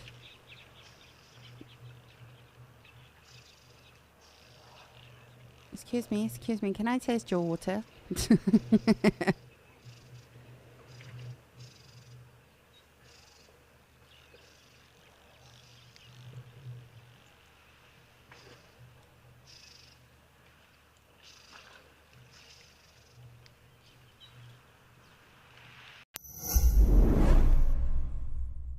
Hi, Wild Earth lovers. I'm Holly. I'm from Rochester, New York, and I'm a wildlife explorer. I'm also the proud and ecstatic recipient of a 3-night stay at Matswiri Safari Lodge in the Madikwe Game Reserve. So Wild Earth, I want to thank you for being there. I want to thank you for this wonderful prize, and I'll be looking forward to seeing you shortly. Sign up today and you could be the one experiencing it yourself.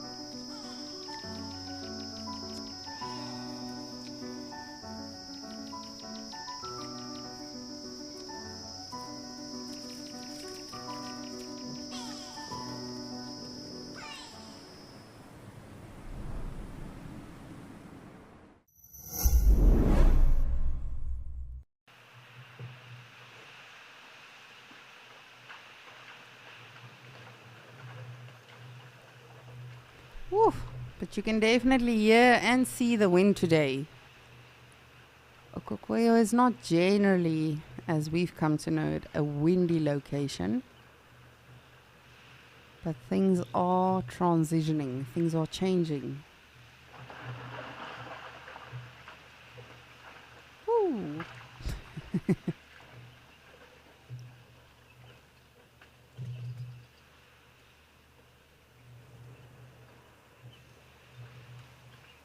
And you can definitely, I don't know if you'll agree with me, but you can definitely see that the animals are a little bit more on edge. A little bit more vigilant, careful, aware.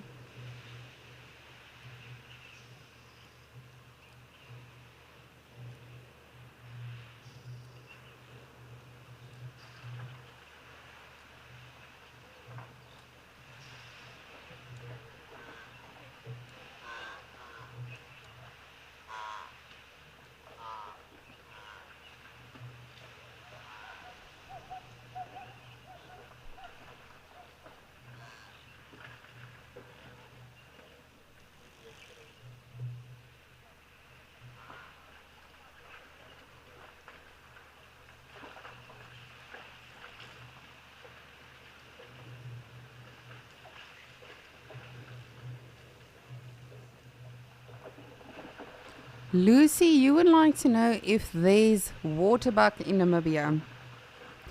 I'm sure there can be. to my knowledge, for the most part, you know, they'll just be on farms and those sort of areas. I could be wrong.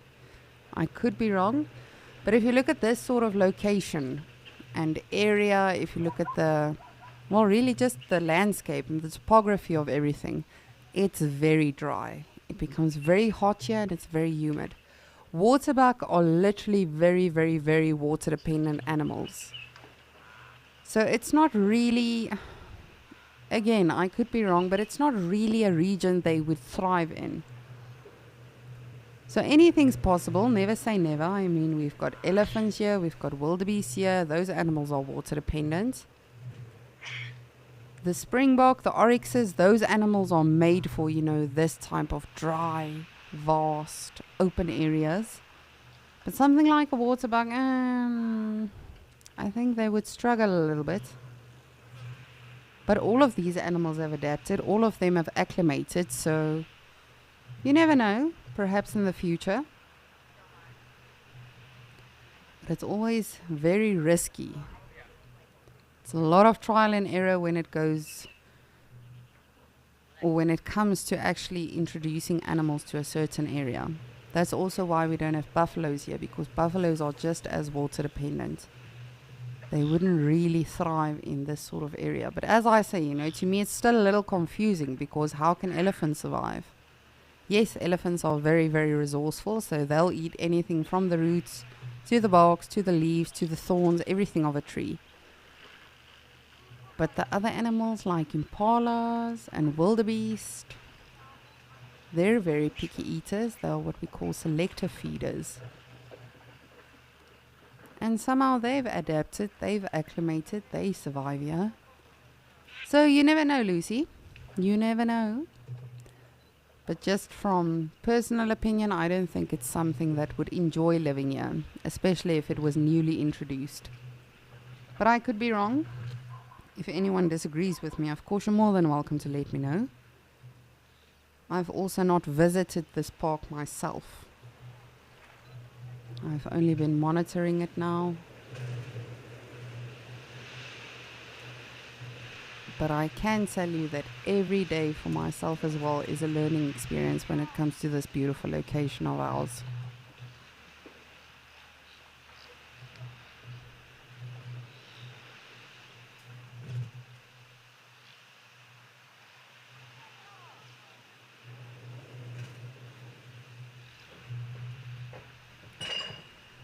But I'm definitely not going anywhere. I'm going to continue watching all of these beautiful animals at our waterhole and keep learning from them. But for now, I'm going to send you over to Lauren so we can see what she's learning.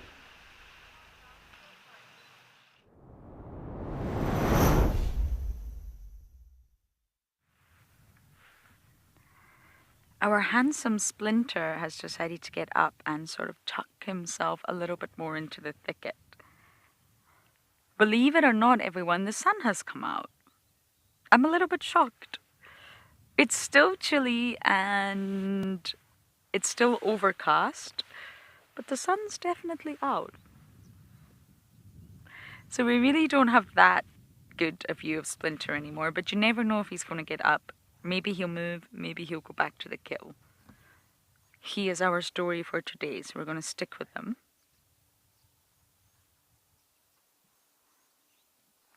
But earlier I was going to touch on a really interesting point, which I thought you guys might enjoy. And it's when you think about humans with relation to other animals, whales and humans.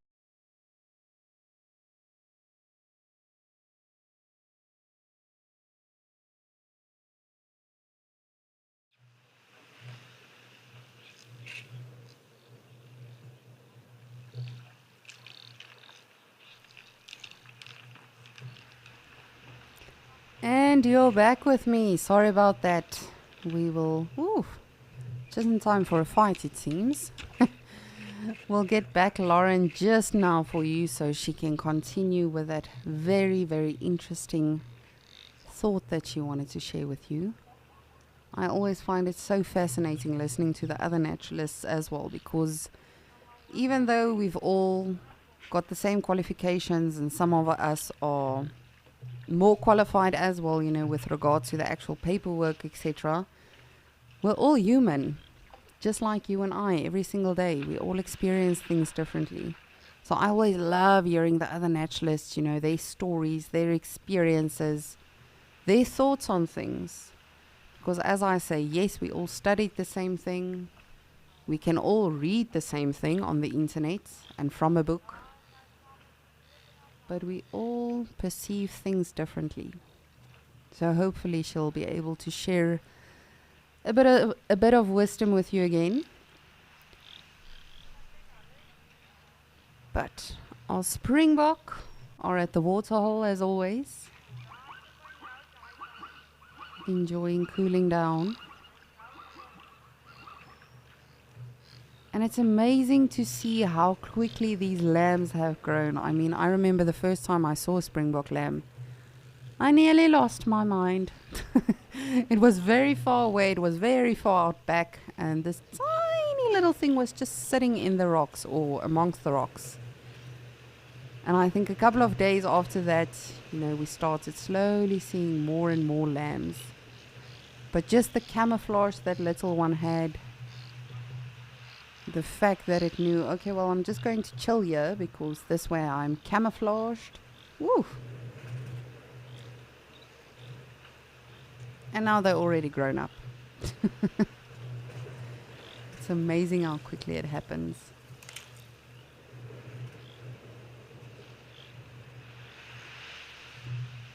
Just like our Egyptian goose family. Many of you will know that I have been following Escape to Nature for quite some time now. You will definitely know the chickadees from young days, when they were still tiny fluff balls. We literally had to do a roll call every single morning, making sure all 6 the goslings are still safe. And now they're all grown up, just like that, overnight.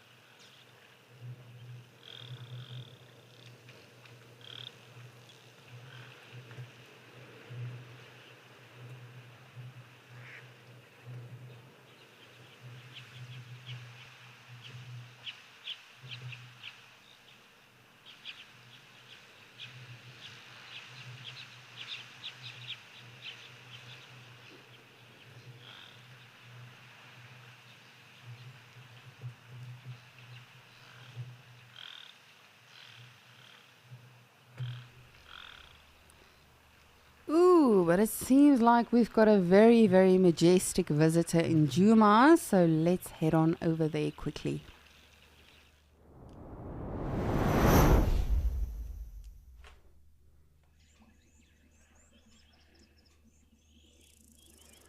Look at this incredible kudu bull.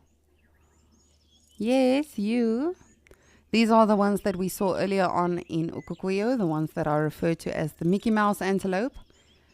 But this is, of course, a beautiful big male. Just doing his own thing. He is not a mama's boy, as you can see. And these are probably one of the most impressive antelopes in Africa to see them when they are fighting.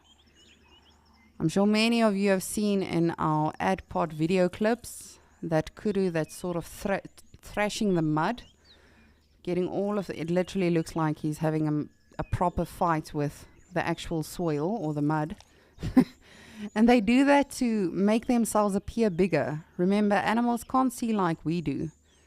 So they just see shapes, horns, manes, big things. So the bigger you appear, the more intimidating you seem and the more impressive you are to females as well. But these guys in particular, if they fight, it can become quite brutal because there has been cases where they actually get their horns interlocked. And I know last year in Kruger, I think it was in the north of Kruger, if I'm not mistaken, there were two bulls, unfortunately, that got interlocked. And eventually both of them starved because, you know, they can't move, they can't eat. You can only regurgitate so many times. So it does happen. But against predators, against other things as well, they can definitely defend themselves very well. But for me, in terms of majesty, as I say, or just pure prettiness when it comes to the antelopes, I really love these guys. They are excellent to photograph, especially a beautiful male like this. When I was in the Sabi Sand now, I actually saw a unicorn. His one horn was broken off completely, so he just had the one horn and he was still camouflaging so well. And that can happen, just like with the impalas, just like with the oryxes. If it becomes quite brutal, there will be damage. But this is not something we see very often on the Djuma Dam Cam, not to my knowledge at least. And it's not to say that it's an endangered animal or anything like that. Kudus overall are very elusive animals, much like leopards. They camouflage brilliantly. You can imagine a big bull like this. It would have to be a very big and brave pride of lions to actually take that on. But it can happen. That does not mean that it does not happen at all. And this is again a very, very good example of how resourceful animals are. So these guys, this is a kudu. They generally feed on leaves. But right now you can see them feeding on grass. There's a lot of nutrition still in the bush, so the animals know, let's take advantage now. And again, you know, that circles back to the intelligence that they have, the future planning. Whether it's consciously, subconsciously, there's definitely an intelligence present with regard to them knowing these things. Knowing that, let me get as much of the yummy food as I can. Not necessarily because they know, okay, well, winter's coming, I have to I have to get as much nutrients as possible, just because it's available now. Just like when we see with the animals, the oryxes, the springbok in Okokweyo, they are not water dependent. But if there's water availability, obviously they will take advantage of that at the time, because you never know when you are going to have some again. But what a beautiful, beautiful picture this is. He looks like a statue. You can see the actual veins bulging on his back legs. Oh, you are super impressive, mister.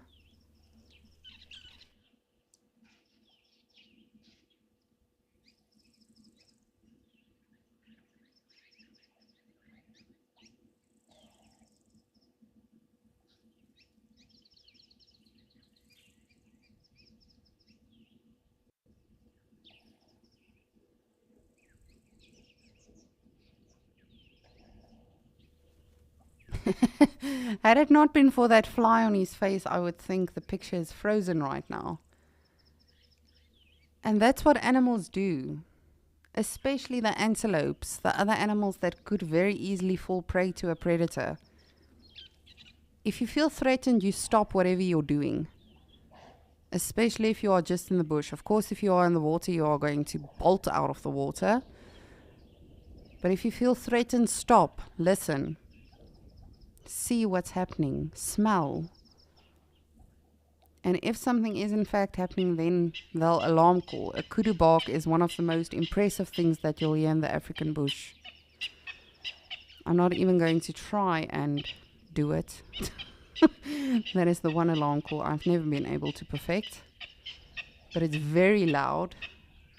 I almost want to say it's very intrusive or sudden. And they don't alarm call for nothing. If they alarm call, you know there's something around.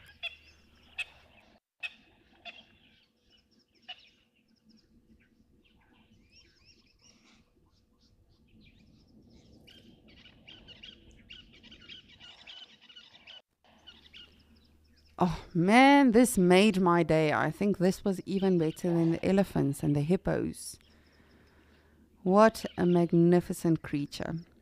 But anyway, I'm going to try to send you back to Lauren so she can try to share her bit of wisdom with you again.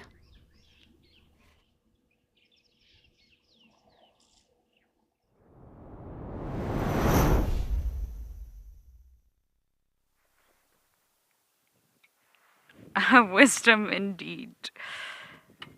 Aha, he's up.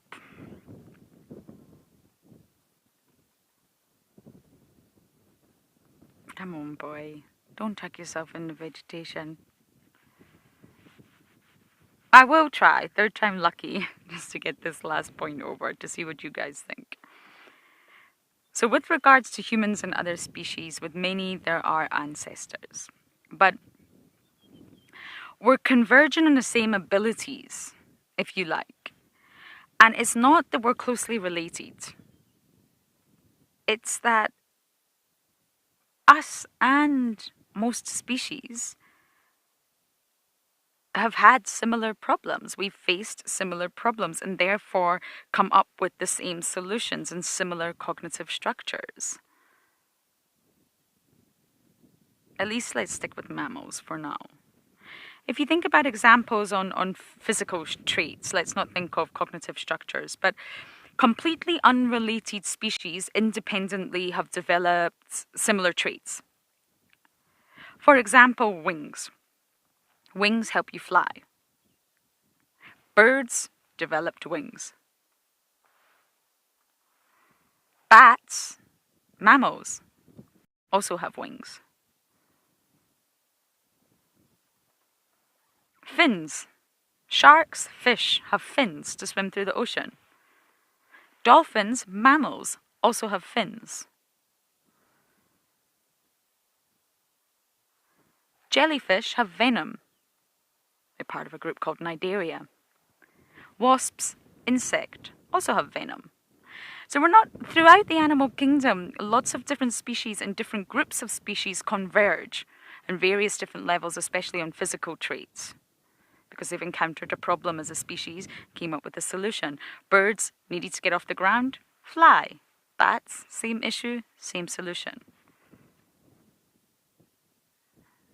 We share lots of traits with animals.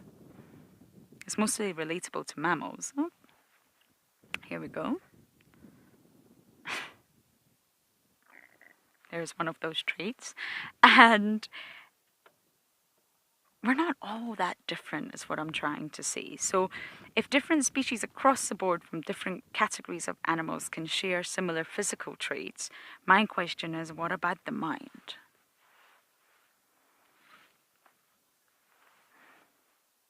Oh, Rian, you're not going to believe who has disappeared.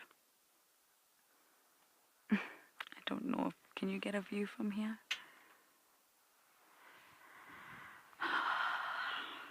Look who's here.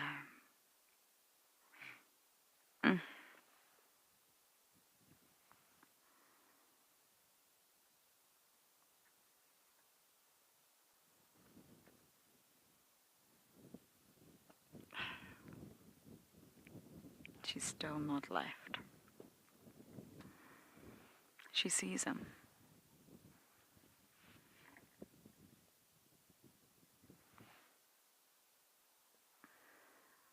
It is a very unhappy waterbuck.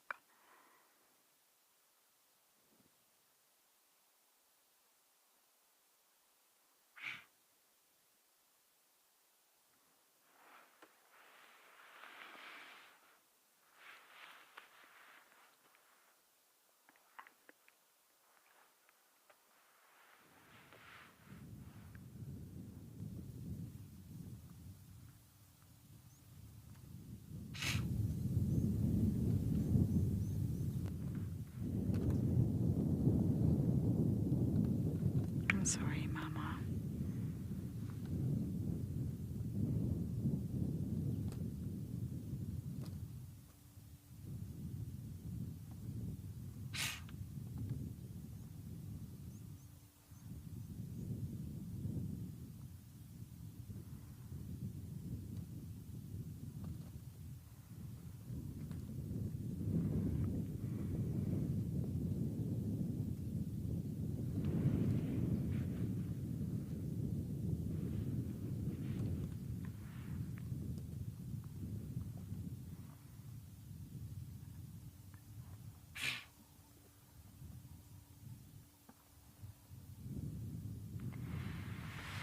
Mimi, I don't think so. I don't think so because, one, he's full.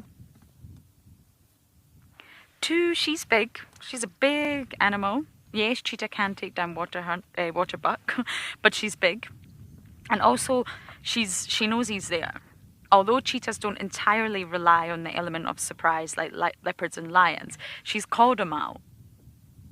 She's snorting at him. She's letting everyone in the area know there's a predator here. Splinter is here. It's a very, very unhappy waterbuck. And normally when the predator, even a cheetah, is called out that much, they won't go for it. He just wants to be hidden. He doesn't want anyone to really know he's here. And she knows. And she's been here for now well over 24 hours. And she just keeps doing big circles. So yes, I guess, Mimi, there is a risk, but really it's quite highly unlikely in this situation that he's all of a sudden just going to run for her.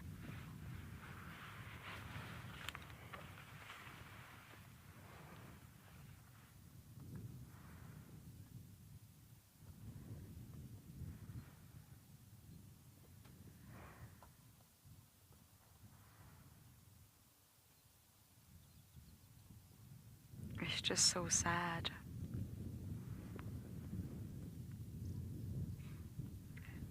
Not sure if you can hear, but she's still snorting.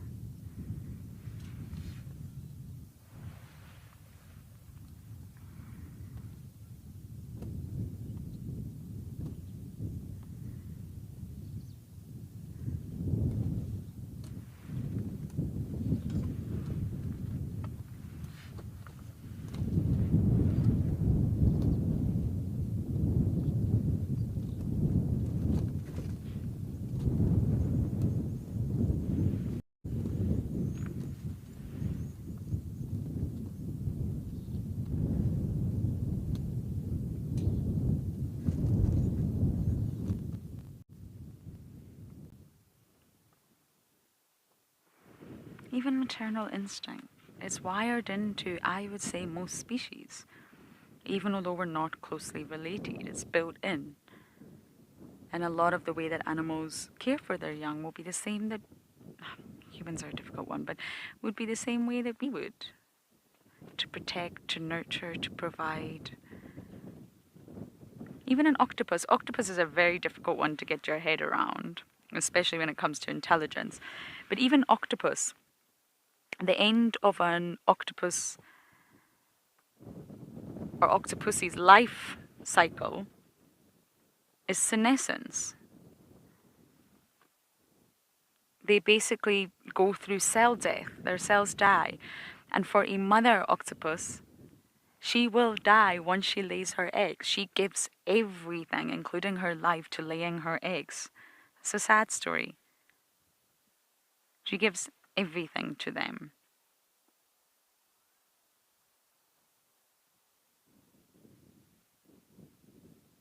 I think you can find connections in cognitive structures and cognitive abilities and physical traits across the animal kingdom. I do think octopus, or octopuses, not octopi, do throw a bit of a spanner in the work because they do use humans. They're very good at opening jars and such like. They plan, they study, they recognize human faces. They love foreign objects. Oh my goodness, when I was filming in the Maldives recently, we found an octopus and we put our GoPro down. Just wanted to see if we could, just catch the octopus behaving as an octopus away from human observation. So we put the GoPro down and we swam away. We watched from a distance and all of a sudden the GoPro had 2 dive weights on it to keep it weighted at the bottom of the ocean. And all of a sudden the octopus came out, picked up the GoPro in its arms and just walked off with it. When I went down to get it, it was a fight. It was a tug of war between me and the octopus to get the camera back. And we have all this recorded. It's hilarious footage. But naturally they have this, I think I need to move forward a bit, Rian, for you.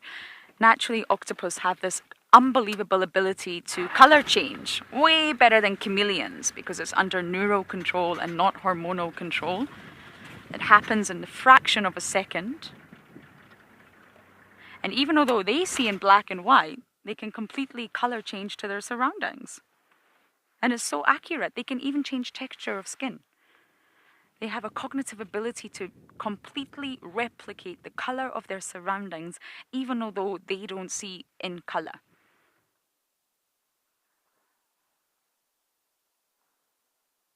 It's almost impossible to determine brain size to body ratio in an octopus because, they're said to have about 500 million neurons, which is crazy. That is a lot. If you remember what we were talking about earlier, that's almost 5 times what humans have. But 2/3 of them are spread out through their tentacles. So it's not really a brain per se. So how do you measure that?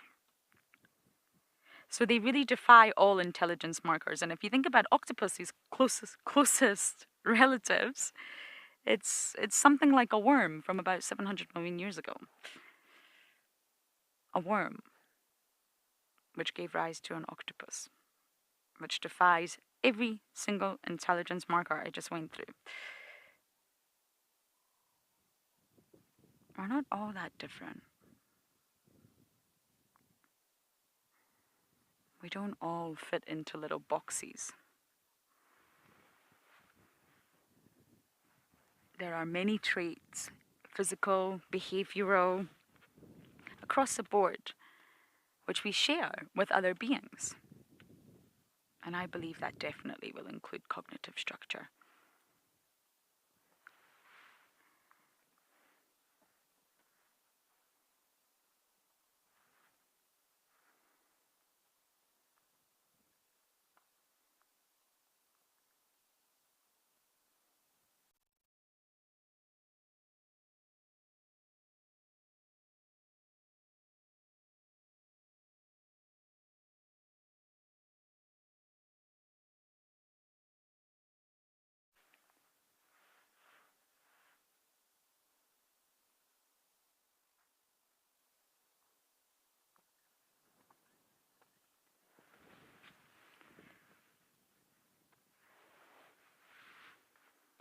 Milo, you are so welcome.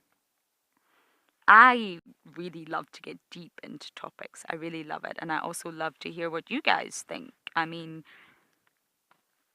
None of what I am saying is right per se.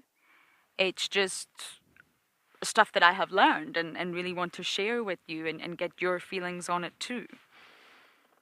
There's a lot of question marks, shall we say, around many of the stuff that we're actually talking about right now.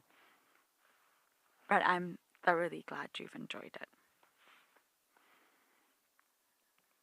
I really do study animal intelligence a lot. It's one of the many topics, as well as phenomenology, that I really do just love to get into.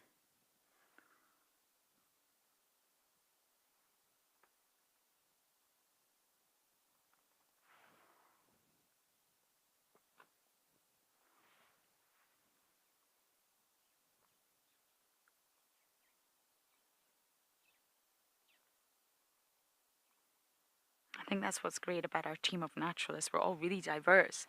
I know that Trishala loves small things, insects, mushrooms, and Tristan, our colleague, loves leopards. His passion is leopards and their lineage and their history and their behavior and all sorts of things. Steve is an incredible medicinal man. He understands the vegetation like no one I know. He's unbelievable. We have some great birders in our company who just 1,000 times better at birding than I am. We all have our unique sort of knowledge pots and specializations.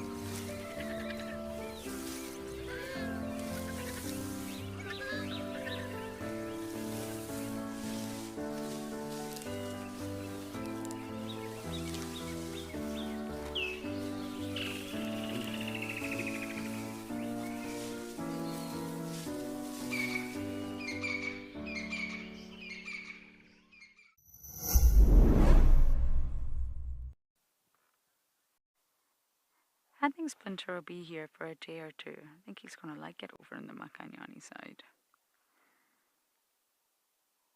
Plenty of prey around.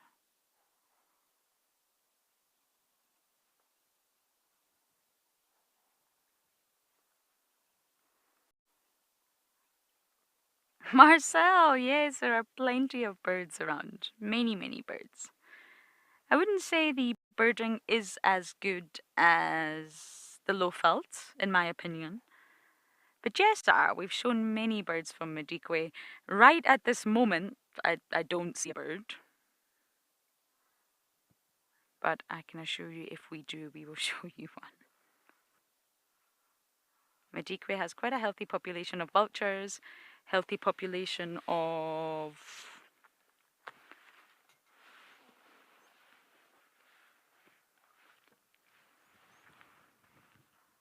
healthy population of vultures. We had spoonbills the other day. We have lots of storks. We have quite a large population of birds around.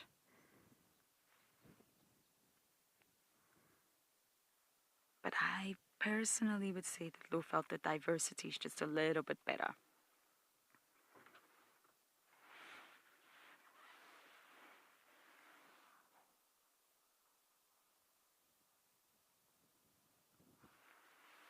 We had a crimson-breasted shrike in this exact bush where we've got the cheetah just moments ago, but they are very difficult to put on camera. They're not easy at all.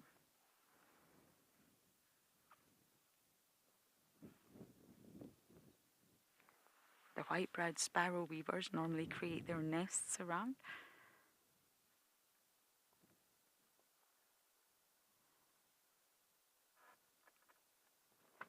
That was very random, Marcel, but yes, we do get lots of birds here.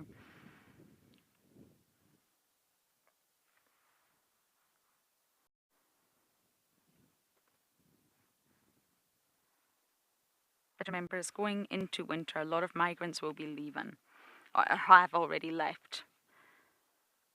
We'll only see them return at the start of summer next year.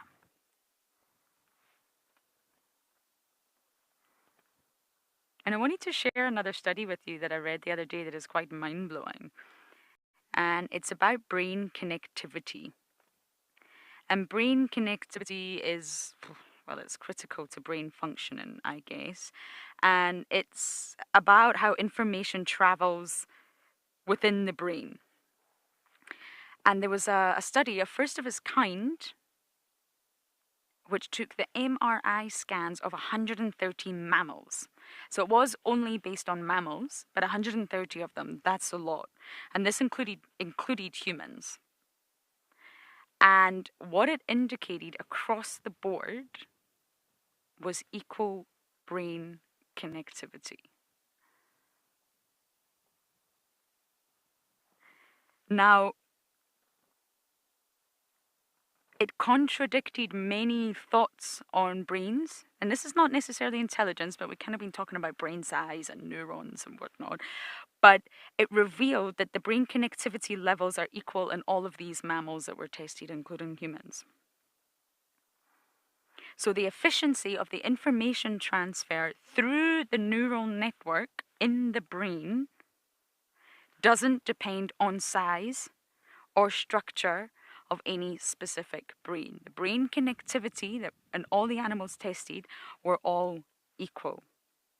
So from tiny mice to huge bull elephants to dolphins, I believe dolphins were tested, they all showed equal connectivity. So information travels with the same efficiency through all the brains, no matter their size, no matter the number of neurons, no matter the type of neurons.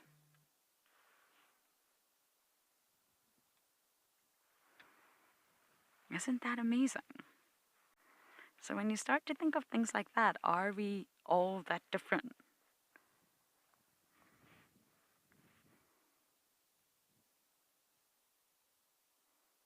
Many scientists sort of assume that connectivity in a human brain will be significantly higher compared to other animals, especially that of like a mouse. And that's one explanation why we are apparently superior. Well, it's now been debunked. The connectivity element is the same.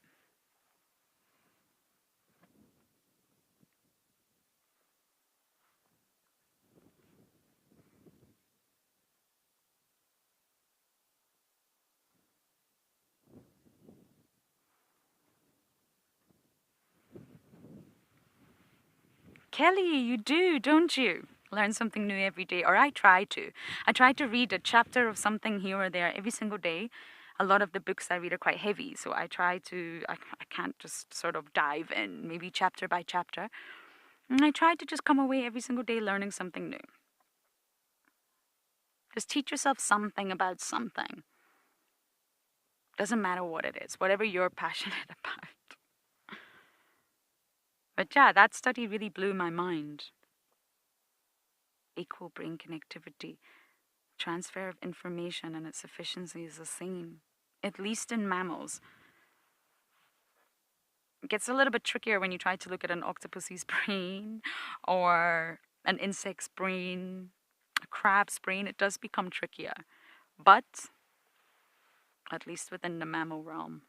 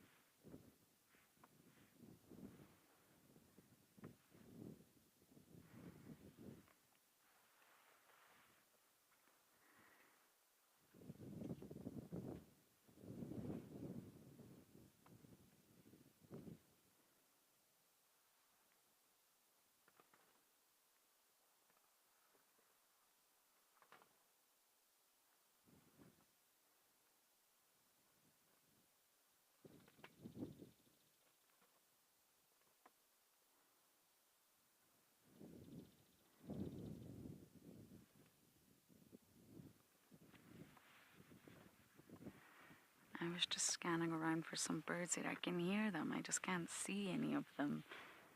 It's not too easy on a grey, blustery day like this. But I shall try. And for now, we're going to send you over to Lisa with some elephants.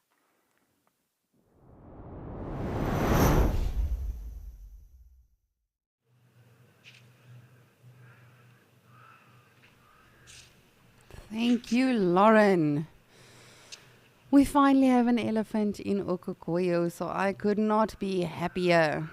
Starting our day on Escape to Nature with some elephants in Djuma and ending it here with a beautiful bull in Okokoyo. Now, don't tell anyone. Please do not tell any of the other elephants in our locations this.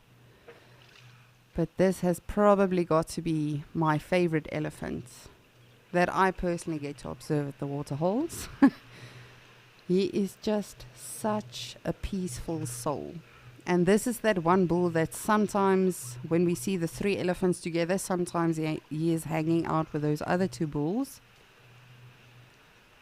But he really does his own thing. And if you look carefully, you'll see he doesn't have a lot of hair on his tail. Now, that being said, the other 2 bulls don't either. So I'm not sure if it's sort of like an age thing, if it's a DNA thing. Perhaps they were born this way, perhaps something happened to them and they just lost the hair at the tip of the tail.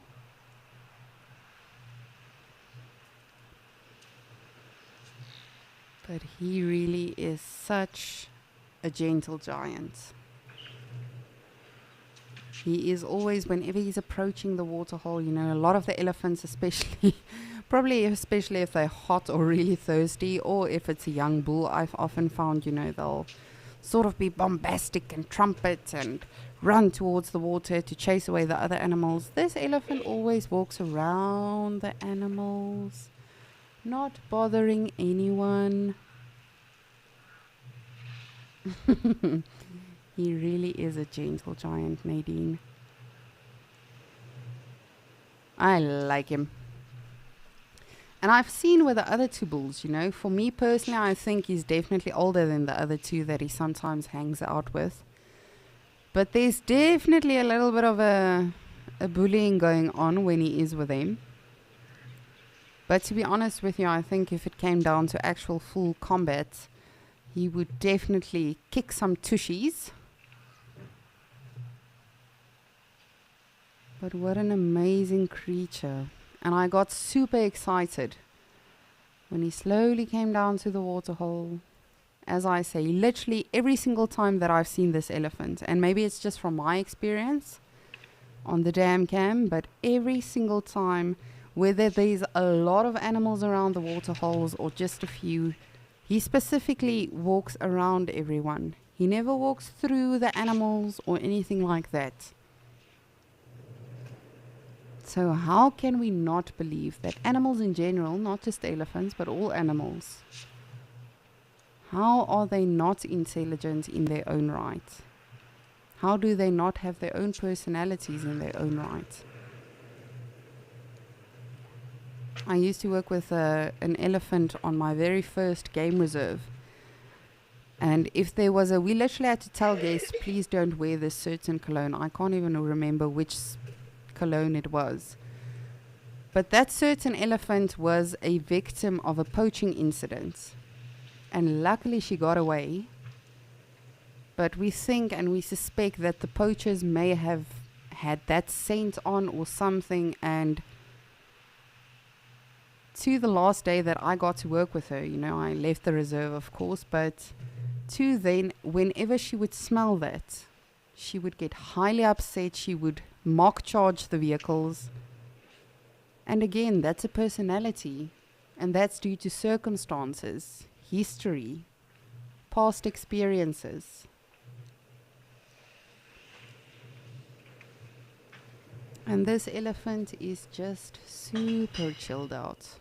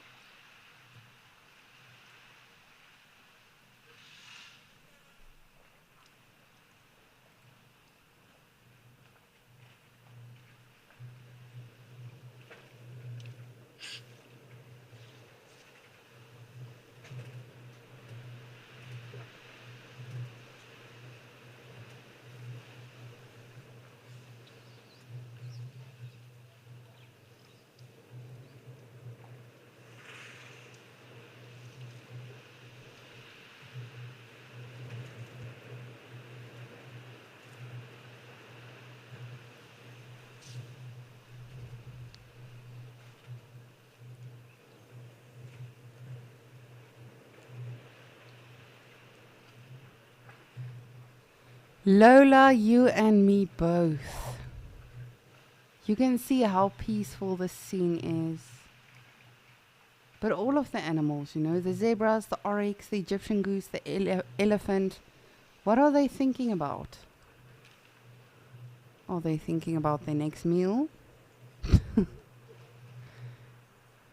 Like us humans, when you are at work perhaps and I can't wait to get home because I've got some good leftovers in the fridge.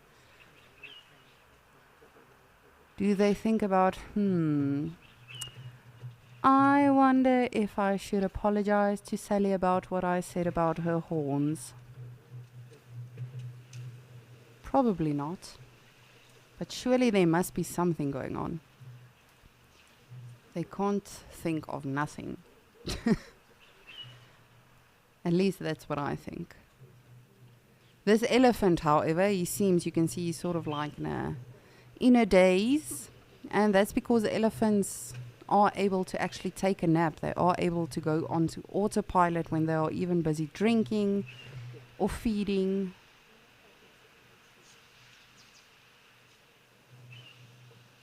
But what are the oryxes thinking? Are they intimidated? Are they terrified? Do they know this elephant? Have they seen him before or met him before? And yes, it's a big animal, so whether they are showing aggression or not, it's a very intimidating scene, I'm sure. But look at this little grebe, swimming right up to the elephant.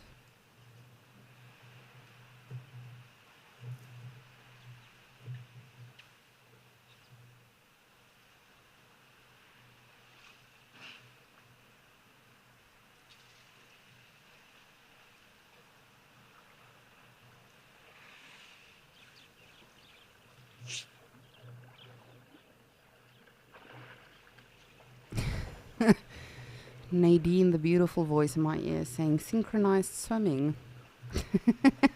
Look at that. Like, are these two talking now? Is there some form of communication? Do they acknowledge one another, just like with the hippos and the monitor lizard earlier on in Juma? Yes, certainly they must smell each other. But is there just sort of an acknowledgement? Just a form of respect, saying, hi, I see you. I'll stay out of your way, you stay out of my way. Because we know that species can communicate with one another. Elephants rumbling and trumpeting, a lot of the other animals understanding alarm calls, but surely there must be some extent of further more communication as well. Because if they know, they don't have to fear one another. Surely there must be some goodness, I don't know, some form of communication. Perhaps just by pheromones. But again, I do think that it is also depending on the day. I've seen some brilliant sightings of of elephants chasing away African jacanas and lapwings and all of that. But perhaps just like us, you know, perhaps they have days where they just wake up thinking, ugh, I need people to not talk to me for at least 8 hours. And I need a proper nap again. And then other days we embrace everything, we talk to everyone.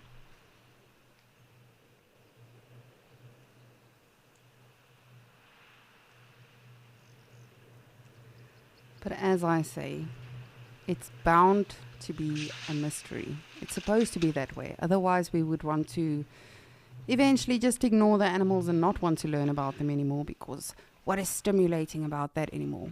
So the mystery is good. But as I've been telling all of you, of course, you know, this doesn't have to remain a mystery for you. You can still watch the Okukuya a waterhole. It's not a water hell. The waterhole at Okukuya as well as Juma. You can still monitor them. Even after Escape to Nature, you can watch on the app or on YouTube.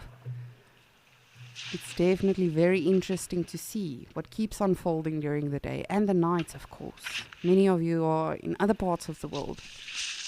So when it is evening for us in South Africa, it's still day for you. So you can definitely do that. But it's been a beautiful day, and I cannot tell you how grateful I am to have spent it with all of you. It's really been amazing. We've had a lot of incredible sightings. We've had a lot of good discussions over the past few days, and I love it, and I appreciate all of you so much for it. But from myself, Lisa, from Lauren, as well as from Andrew, thank you for joining us today.